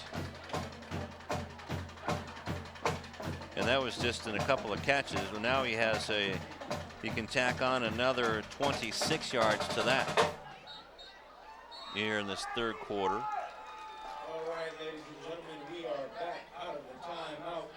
So 27 seconds left in the 3rd quarter. Newtbar still with his hands up in the air saying, is this the play we're running or what? Big 3rd down play for the Cardinals on defense, and they're all waiting. A 3-man front, it appears, for Lawndale. 3rd and goal, ball at the 6-yard line. Stewart, let's see what the Cardinal defense can do. Split out to the far side. Perkinson with him. Given to Bailey on that play where they gained a lot of yardage, 11 yards, but not this time as Ryan Alexander pushes him back along with Darius Flowers. Yeah, but he's right at the goal line, Lou boy. You're talking about. It's a 3-yard gain, so it's 4th and goal from the 3. Okay. And is that another timeout? Or nope, they're going to let it run out. So the 4th quarter will go 97 yards the other way, or actually 94 yards the other way. And let's go down to Egidio. Thank you, guys. Looks like a whole different ball game here in the 3rd quarter, and that's thanks to the number 22, the running back for the Eagles, Dathon Bailey, who's playing for Henry Doby, who is out with an injury this game and is carrying the ball pretty well. He has 1 rushing touchdown. That's when the momentum started changing for the Eagles. The Cardinals trying to claw back their way into this game. We still got another quarter of football. Lou, back to you. All right, Egidio, as the ball is being trotted down by the officials. And our referee tonight, I don't see Jason one Skinner. official that's trotting. I see a I'm couple trying of to be guys nice. walking. Well, they were not quite jogging, not trotting. Can't call it a canter. Trotting. See, look at those guys. See those guys right there in trotting. uniforms? You must. That's missed what it. you call trotting. Even old Matt, that's Matt in your picture right there, I believe. No, actually, it's not Matt. It looks like one of the members of the coaching staff for El Segundo. So they're going to try a field goal here instead of going for the touchdown, Rufus. That's an interesting play. But again, you've got a kicker. Gabriel Roca. Snap back, Kelly's hold. Kick is up, and it is good. So a 20-yard field goal goes up and through. And with 11:58 left to go in the ball game, it's a 26-12 lead for the Eagles. Right, but you got to give, again, this defense for Lawndale a lot of credit that they held them to a field goal after that drive off of the INT by off of Murray's INT started at the Lawndale 33-yard line, and the defense holds them to just 3. So hats off to the defense on that drive. 3 minutes and 2 seconds, 8 plays, Rufus, and 33 yards, a 20-yard field goal by Roca. So if you're Lawndale, you're looking at the score and you're realizing you got the whole fourth quarter virtually, that you're still well within striking distance. Roca putting all of his 200 pounds into this one. Now pounds it the other way. And this one's going to stay inside, and look out. Wow. That one took an El Segundo bounce. Well, what and happened? That one's going to be deep inside of Cardinal territory, maybe at the 5-yard line. That would be very generous. Number 15, Ryan Alexander, who assumed that one was going to bounce into the end zone, and then it just died on him. And he realized that he needed to pick it up, lost his footing. Once again, one of those situations, but it's a field that's, I mean, you know, we talk about this not being Lawndale's regular field. Well, El Segundo has never played over here as well, or certainly hasn't played over here in recent years. Handoff up the middle, out of the pistol. Maybe 2 yards on the play for Manigo. We'll give him 3 yards on the play to the 8-yard line. Well, so big 95 difference. yards. Yeah, big difference in this rushing game from the first half and the first quarter, when every time Lawndale touched it, they were on the ground. They were picking up 8, 9, 10, 12 yards a carry. Not having that same success here in the second half. So Manigo gets it again. And got to the 11-yard line. So it'll be 3rd down and about 4.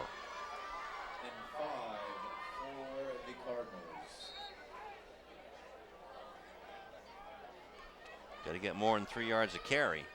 Right. Especially down here. William Self comes out of the ball game. Austin Manigo back with Chris Murray.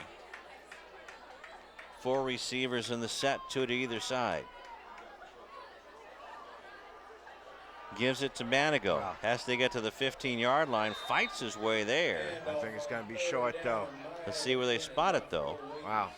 They might give him, well, it's right at the 15-yard line. First down, says Skinner. Okay, well, that's a huge first down for the Cardinal. Huge first down. One that they desperately needed. And give Manigo all the credit in the world for keeping his feet moving, driving to pick up that first down. And Rufus, that was the 20th carry of the ball game for Austin Manigo. He is the horse out there tonight. Here comes the blitz. Murray throwing it downfield for Perkinson. A little bit too far. It was covered on that play by Elijah Hale. So it'll be 2nd and 10. But it's almost a pass they had to throw, Lou, just to keep the defense a little bit honest. You know, overthrew its intended receiver a little bit, but by the same token, that at least keeps your running lanes open just a little bit. Seeing a lot of the kids rocking the pink with their accessories, the tape, the shoes, the gloves for Breast Cancer Awareness Month.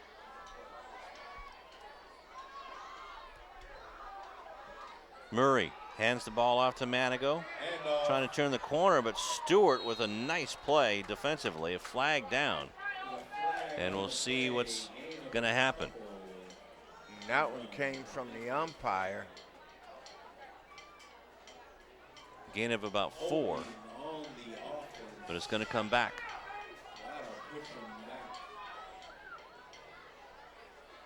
Let's see where they call it from.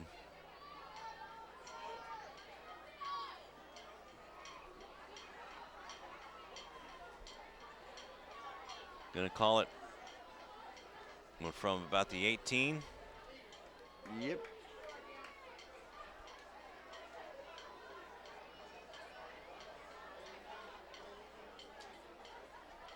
repeat second down, and they still got to get See if out we to can the see the hold. 25-yard line. You know, I didn't see anything out of the ordinary.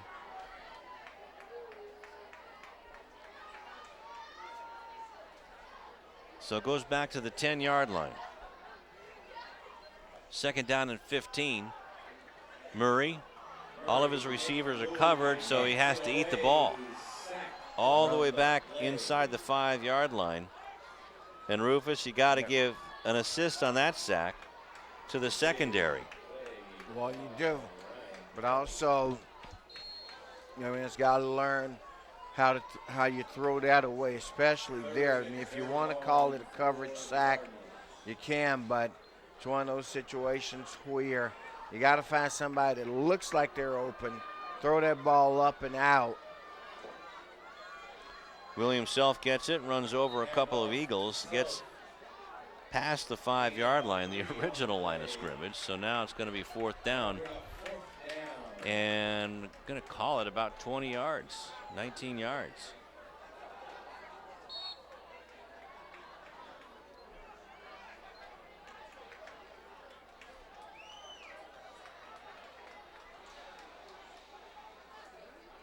So someone's going to have to kick it. And that someone is Chris Murray, and looks like too many men. Nope, they call it illegal procedure.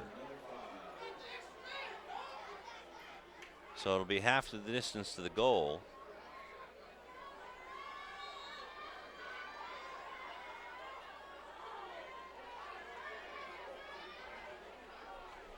So Jamie Stewart at the Lawndale 35-yard line.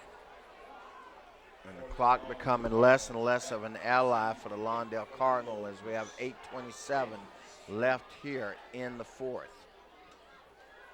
Nice spiral kick. Stewart calls a fair catch at the 36-yard line.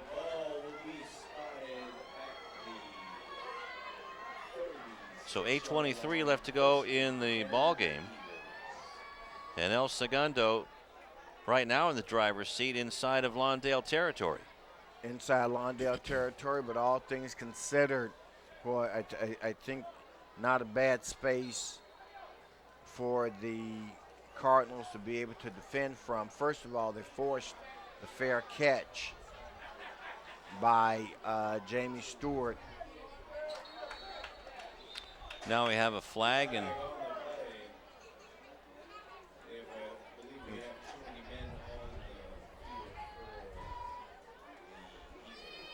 or a substitution infraction,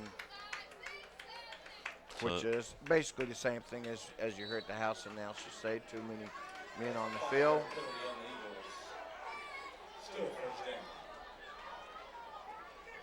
Of course, Rufus is right.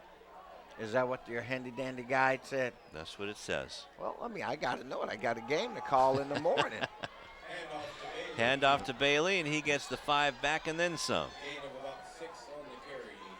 A little bit, makes it a second down about a long 8. So we'll give him 6 on the play.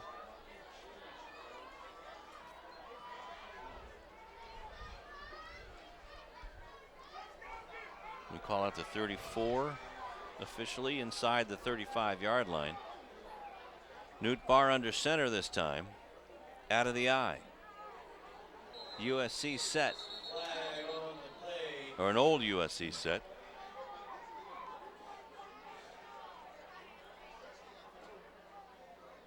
Looking for an indication from the officials as to whom this is against. And man, the way he's positioned is marking it off against the Cardinals. So it's going the wrong way. So down inside the 30-yard line to the 29. So 2nd and 8 or 2nd and 9. We said it was a long 8, so I guess officially it was 9. Now it becomes a 2nd down and 4. So now Newt Barr can be comfortable out of the shotgun, and 4 receivers, 2 to either side. The handoff though is to Bailey, sidesteps a man, is caught by Torres. but not before he gets a first down inside the 25-yard line to the 24.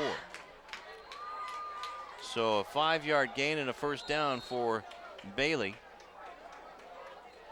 And that's his 17th carry of the night.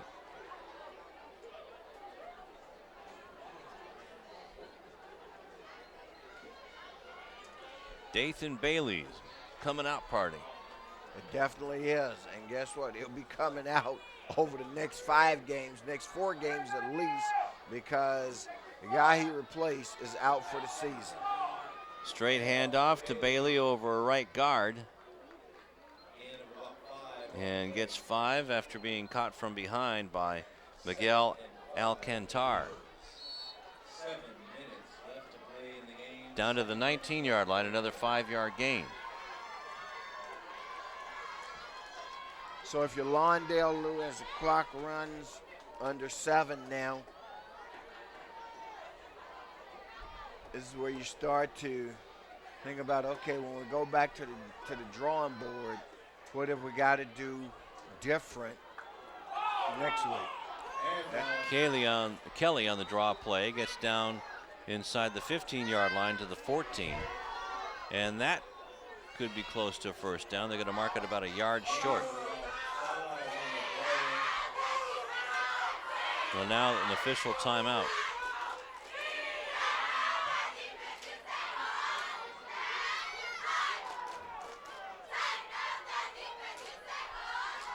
So a 4-yard gain with 6:15 left to go in the game. And of course, even here at Lou House, you get the familiar refrain, whose house? Well, the reality is that it's been El Segundo's house. You know? Yeah, tonight, well, in the second half, that's for sure. 16 unanswered points. So they've done a good job adjusting.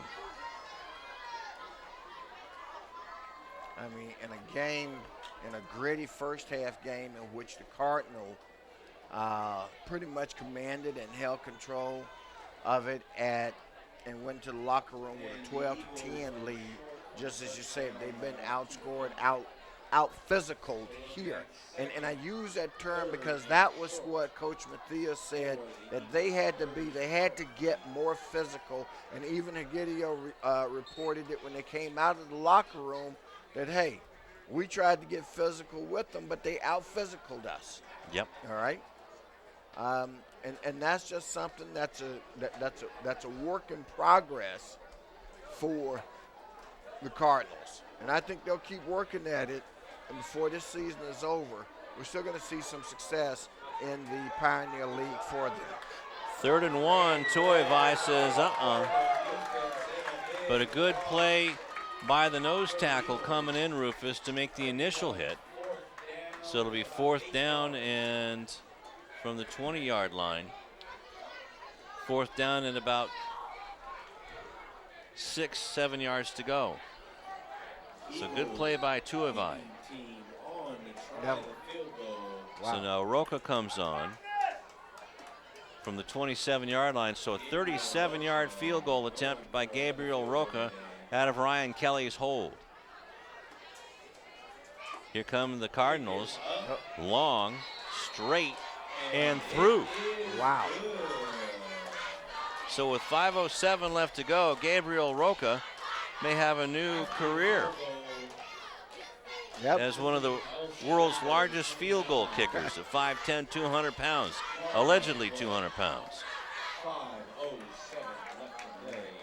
29-12 ball game with the field goal. All the scoring here in the second half. Look at that. He looks like he's a nimble 145-pound soccer player.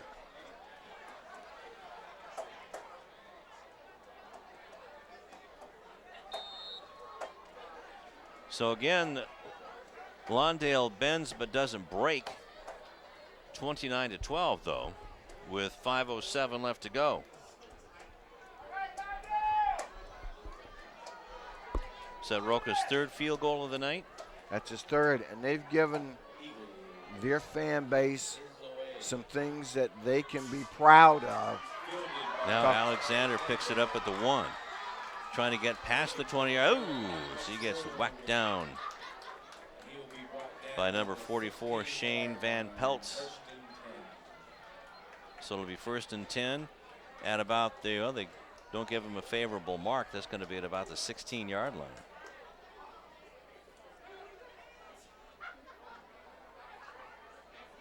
Yeah, well, he certainly started giving ground at about the 16, and so that's where they spotted at. 1st and 10 for the Cardinals. There you see Chris Murray, sophomore quarterback. He's got a couple more years in the program. Well, he's going to get nothing but better and better as time goes along, Lou. Murray throws it, caught over the middle, and a good completion by Perkinson. That's his first catch of the night. Nicely done. He was wide open.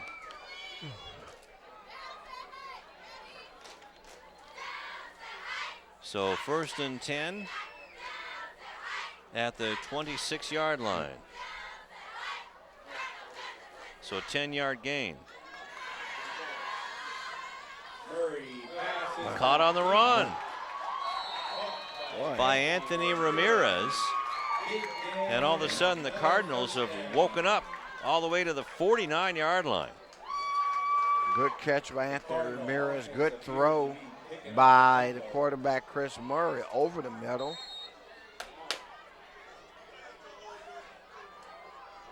So on that play, it was 23 yards. Murray back to pass again. Checking off on the run. Falls forward into Eagle territory. A nice decision by Chris Murray. I really like his poise, Rufus. I like his poise. He elected to go up the middle. I thought I saw a bigger hole to the outside. Down to the 47-yard line. It's good enough for a 4-yard gain. Clock under 4. The question is it a case of too little, too late? Wow. Yeah, he had a man open, Rufus, and that was Ramirez, but too strong of a throw. Too strong a throw. That's something to work on. That's timing. Those are a few adjustments that needs to make. Sometimes a guy just doesn't know his own strength.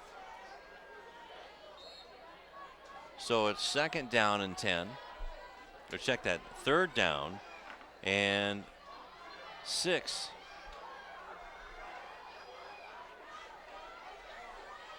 Out of the shotgun.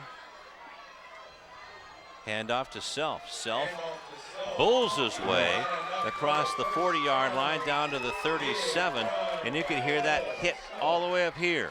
And William Self gets up, pumped up. Why? Because, dare I say, he's starting to look like his old self. Aha! Boom! Took on old number 1, that's Hale. Down to the 37.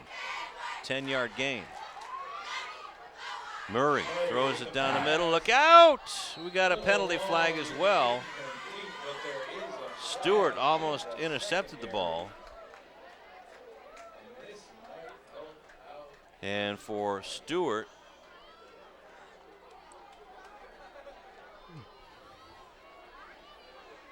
he has 22 tackles. I don't think he has any interceptions. If he does, he has 1. So holding on the Eagles. So that's an automatic 1st down. Automatic 1st down keeps the Cardinal offensive momentum here in the 4th quarter. So 3:17 now left. And that goes all the way down to the 27. Self.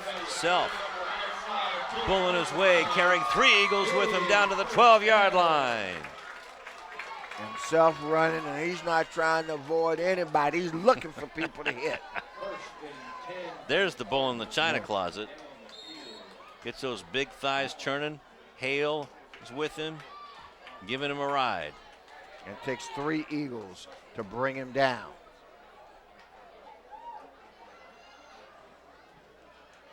So 14 yards on the first down out of the pistol.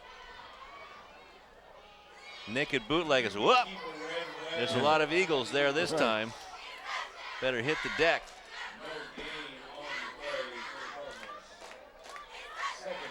Maybe a yard we'll give him.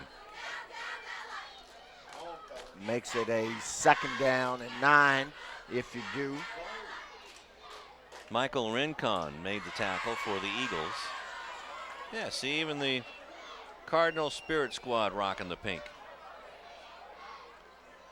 Handoff to Manigo, avoids 1, 2, 3 tackles, bashes his way into the end zone. Touchdown, Lawndale.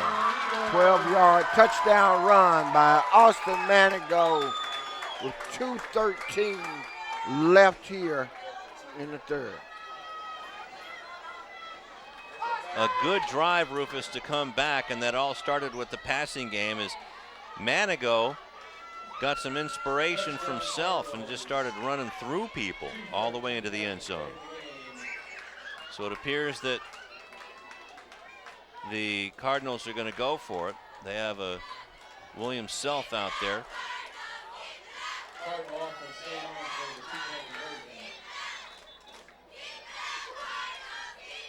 So now timeout.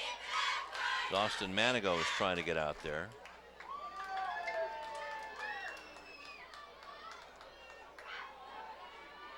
So who's doing what? Well, we're still waiting for the official signal from the referee. Lawndale. Now he indicates that the timeout was taken by Lawndale. So 2:13 the time of the touchdown, so just under a 3-minute drive. Let's go down to Egidio. Thank you, guys. Well, it's October, and everybody knows October is Breast Cancer Awareness Month. Everyone around the world is doing their part, and even here in this broadcast, from the players to the cheerleaders to even us, the broadcasters, wearing pink in support of Breast Cancer Awareness Month. Lou, back to you. Thanks, Egidio. 7 plays, 84 yards. And a lot of long passes in the mix there, Rufus, by that kid, Chris Murray. Absolutely, and a good drive. Only problem with it. And some help from the El Segundo Eagles. Right. Problem being, as I was going to mention, just too little, too late for the Cardinals, but a very good showing nonetheless. Good protection until Zeke Rodriguez comes and lowers the boom on Murray. So the 2-point conversion no good. 2:13 left to go, and it's an 11-point game, 29-18.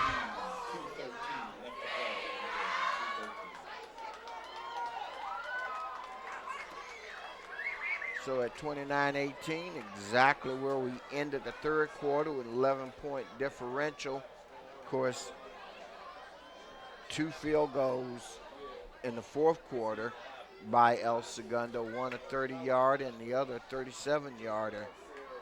Man, add that to the 28-yard. Their special teams kicking folks are pretty doggone good. Second touchdown of the night for Austin Manigo. The first one was for 60 yards, this one for 12.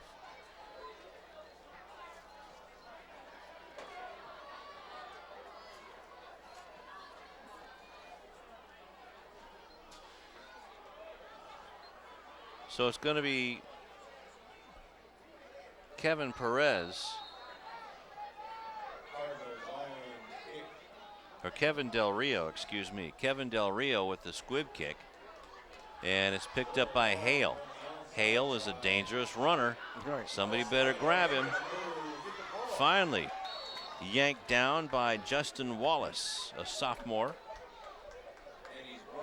with 2 minutes and 5 seconds left in the ball game. And that is at the 28-yard line, we'll call it. I wish it was the 28. Looks more like about 38, the excuse me. 38. The 38. 38 special. Good tackle by Justin Wallace.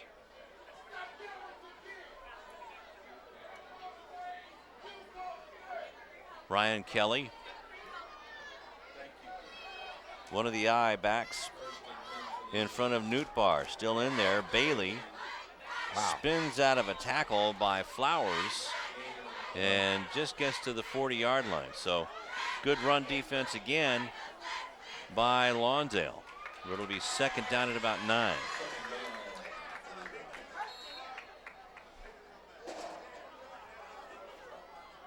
Give him 2 yards. So it'll be second and 8 at the 40-yard line.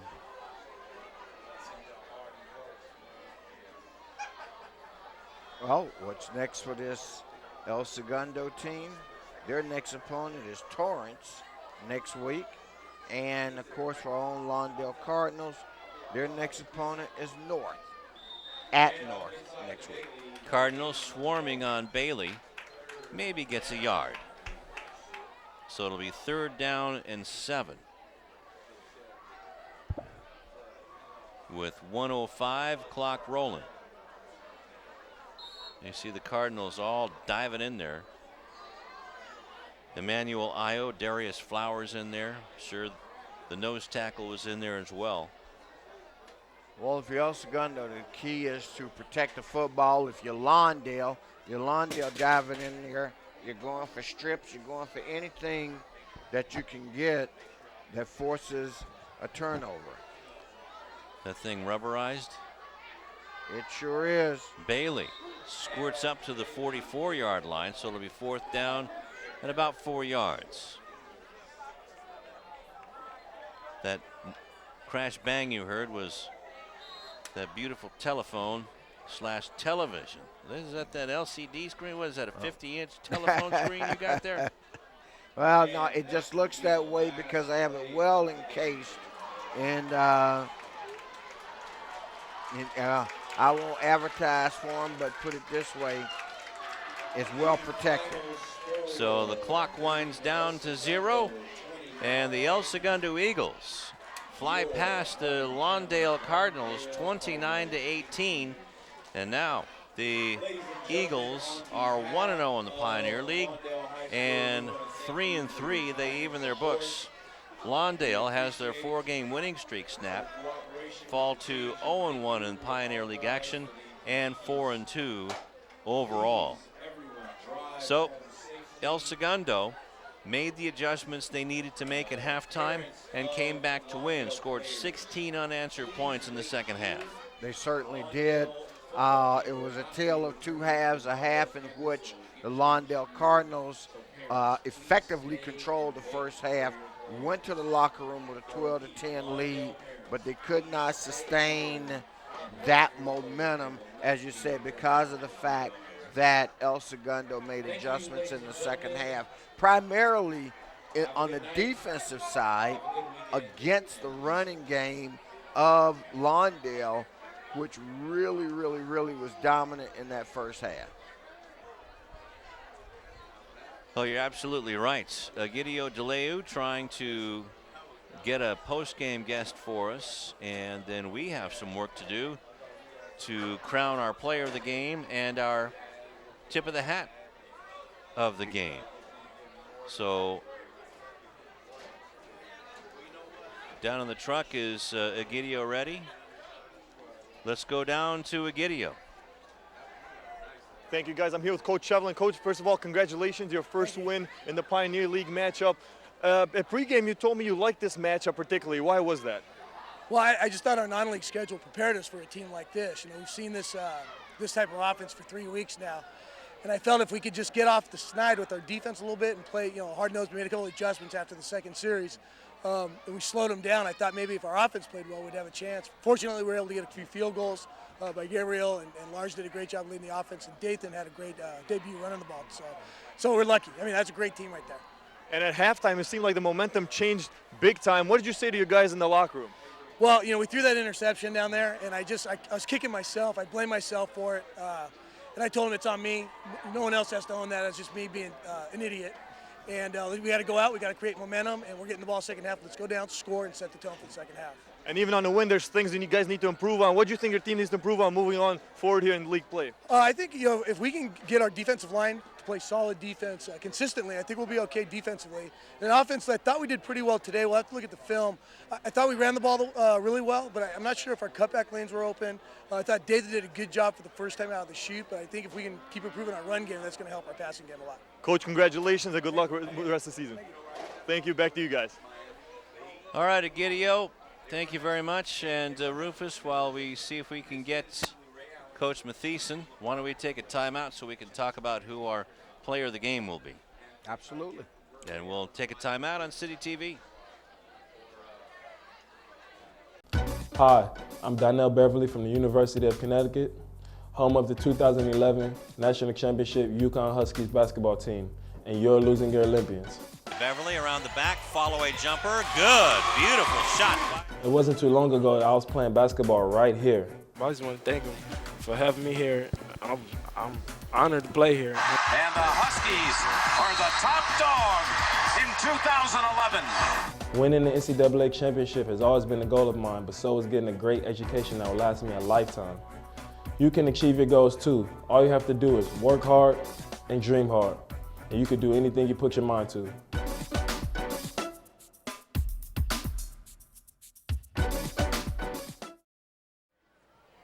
Back here at Olympian Field, Lawndale drops their home opener and their Pioneer League opener. 29-18 to El Segundo. Egidio has another guest.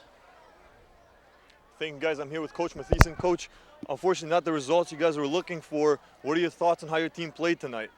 We got beat. Got beat on offense, got beat on defense, got beat on special teams. Penalties, turnovers, it was all on their side. So you're not going to win a ball game that way. That team was ready to play football. That's an outstanding team. Don't let that record in the offseason fool you. They had that's a big Laguna Hills team. That's a tough Oak Park team from that Tri-Valley League. They came out ready to play. They were hungry for a win. Our boys came out a little flat. I think their egos got a little inflated from a lot of the attention they've been getting. And, El Segundo just flat out beat us. On that 4th and short with Chris Mary ran it looked like he did get the first down. I saw you on the sideline. You were a little hot there when they called it back. What are your thoughts on that play there?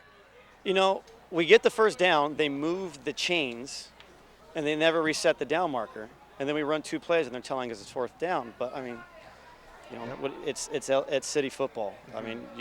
If you give an opportunity for a bad referee to make a bad call, they make it 9 times out of 10. But we can't let that beat us. That's just one play. That was early in the 3rd quarter. The turning point wasn't that play. The turning point is when they came out at halftime and drove down and scored. And I had told the kids at halftime, if this team marches on you, they're going to get on a roll. And it's just the way it goes. One thing leads to another. Once good things start happening for a team, it's going to continue to happen. Exactly. Coach, what do you do to prepare here now, moving on to the Pioneer League play? What are you guys going to be working on in practice as soon as you watch this film? You just move on. We made our mistakes on defense. We made our mistakes on offense. They're easy fixes. We just got to work on them. But you got to let it go. You got to let this game go. You put this one behind you and you focus on the next game. For us, I tell our kids the magic number is 3. If you want to play in the playoffs, you got to win 3 ball games, and we still got 4 games left to do it. A positive thing though, William Self played here for the first time in a long time. What are your thoughts on his play tonight and how he did? That's the William we were hoping we would get. Physical, hard downhill runner. He's going to punish them a little bit. We started to wear them out a little bit, but we couldn't get our pass game going, so it kind of kept us one-dimensional. And then with the defense being on the field so much, it just never gave them a chance to keep running the ball. But it's good to see him healthy. He held up well, no complaints about the knee. Probably be a little sore tomorrow, but it adds to our offense. We just need to get the passing game going back again so we can open up both sides of the ball. Is he going to see a lot more playing time as the season moves on, or are you guys still try to work him on slowly? No, I think he passed the test tonight. I think the knee looked good. He ran well.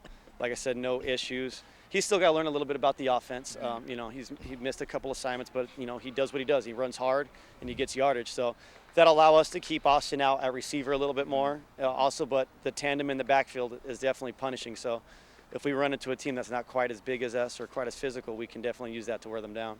Coach, thank you for your time and good luck in your next game. Yeah, thank you. Thank you. Thank you. Back to you. All right, thanks, Egidio. Gracious in defeat, Coach Rick Mathieson, but he's got a very talented young team, these Lawndale Cardinals. Indeed they are, Lou, and again, they played well. As you said, a couple of bad breaks here and there, but I thought their defense, all things considered, played very well. I know one of the objectives that they had that they didn't achieve, and that was that they wanted to put some pressure on Newtbar, the quarterback, and man, his jersey was as clean when he left as when he got off the bus. So, yeah. You know, that's one of those kind of things. You set a goal, you understand what you need to do, then it's about doing it. Unfortunately, they were not able to do it, and of course, because he didn't get any pressure, I mean, it was pitch and catch with him and Stewart, and even Ryan Kelly got in on a little bit of it. So that's what El Segundo did that worked well because the defense didn't help. But on the other side of the ball, they've got a lot of things to be proud of and things to feel good about. And as we mentioned, and as Coach mentioned, William Self coming back will give the offense an added dimension because now, as Coach Mathieson said, you put Austin Manigo back at receiver for most of it. That gives a reliable receiver for Chris Murray. So now you got Murray working, you got Manigo as a receiver, and you got William Self in the backfield. And Lars Newtbar also is the beneficiary of one of the best offensive lines in the South Bay. Also, they just bring these guys up from the feeder program, and they have really just a factory there for football and baseball. Lars was had 30 completions. Actually, what did I do here? His 103 yards and a touchdown and an interception. Stewart had 3 catches for 89 yards. On the other side of the ball, Chris Murray was 4 out of 6 and 50 yards and an interception, but on the ground had 12 carries for 68 yards and a 28-yard touchdown run. And Austin Manigo, 21 carries for 157 yards and 2 touchdowns. So that brings us to our player of the game and our tip of the hat of the game. Absolutely. We'll say this about Manigo's yards. A lot of that was first half yardage, and the trick is, again, that's where strength and conditioning comes in. They just got worn down because the second half wasn't quite as effective as the first, but he had an excellent first half. Okay, so our player of the game has to go to Austin Manigo with 157 yards and 2 touchdowns on 21 carries, and the tip of the hat goes to? Tip of the hat, and the guy whose name we've called in the past, Ryan Alexander. Ryan made the big interception. Boy, when it was a goal line stand for the Cardinals to end the first half, and as well as having made a couple other good plays throughout the course of the game. So, Ryan Alexander, you are tonight's Tip of the Hat award winner. All right, well, that's going to do it here from Lou House. Olympian Field was the place, the venue for Lawndale High School's Pioneer League opener. It wasn't a successful one, but they do have a bright future ahead of them. There's a lot of good things that we saw from Coach Mathieson's Cardinals. And once again, the final score here, 29-18. Cardinals go down to the Eagles. Until next time, this is Lou Stowers for Rufus Washington, Egidio DeLeo, and the terrific City TV crew. So long until next time.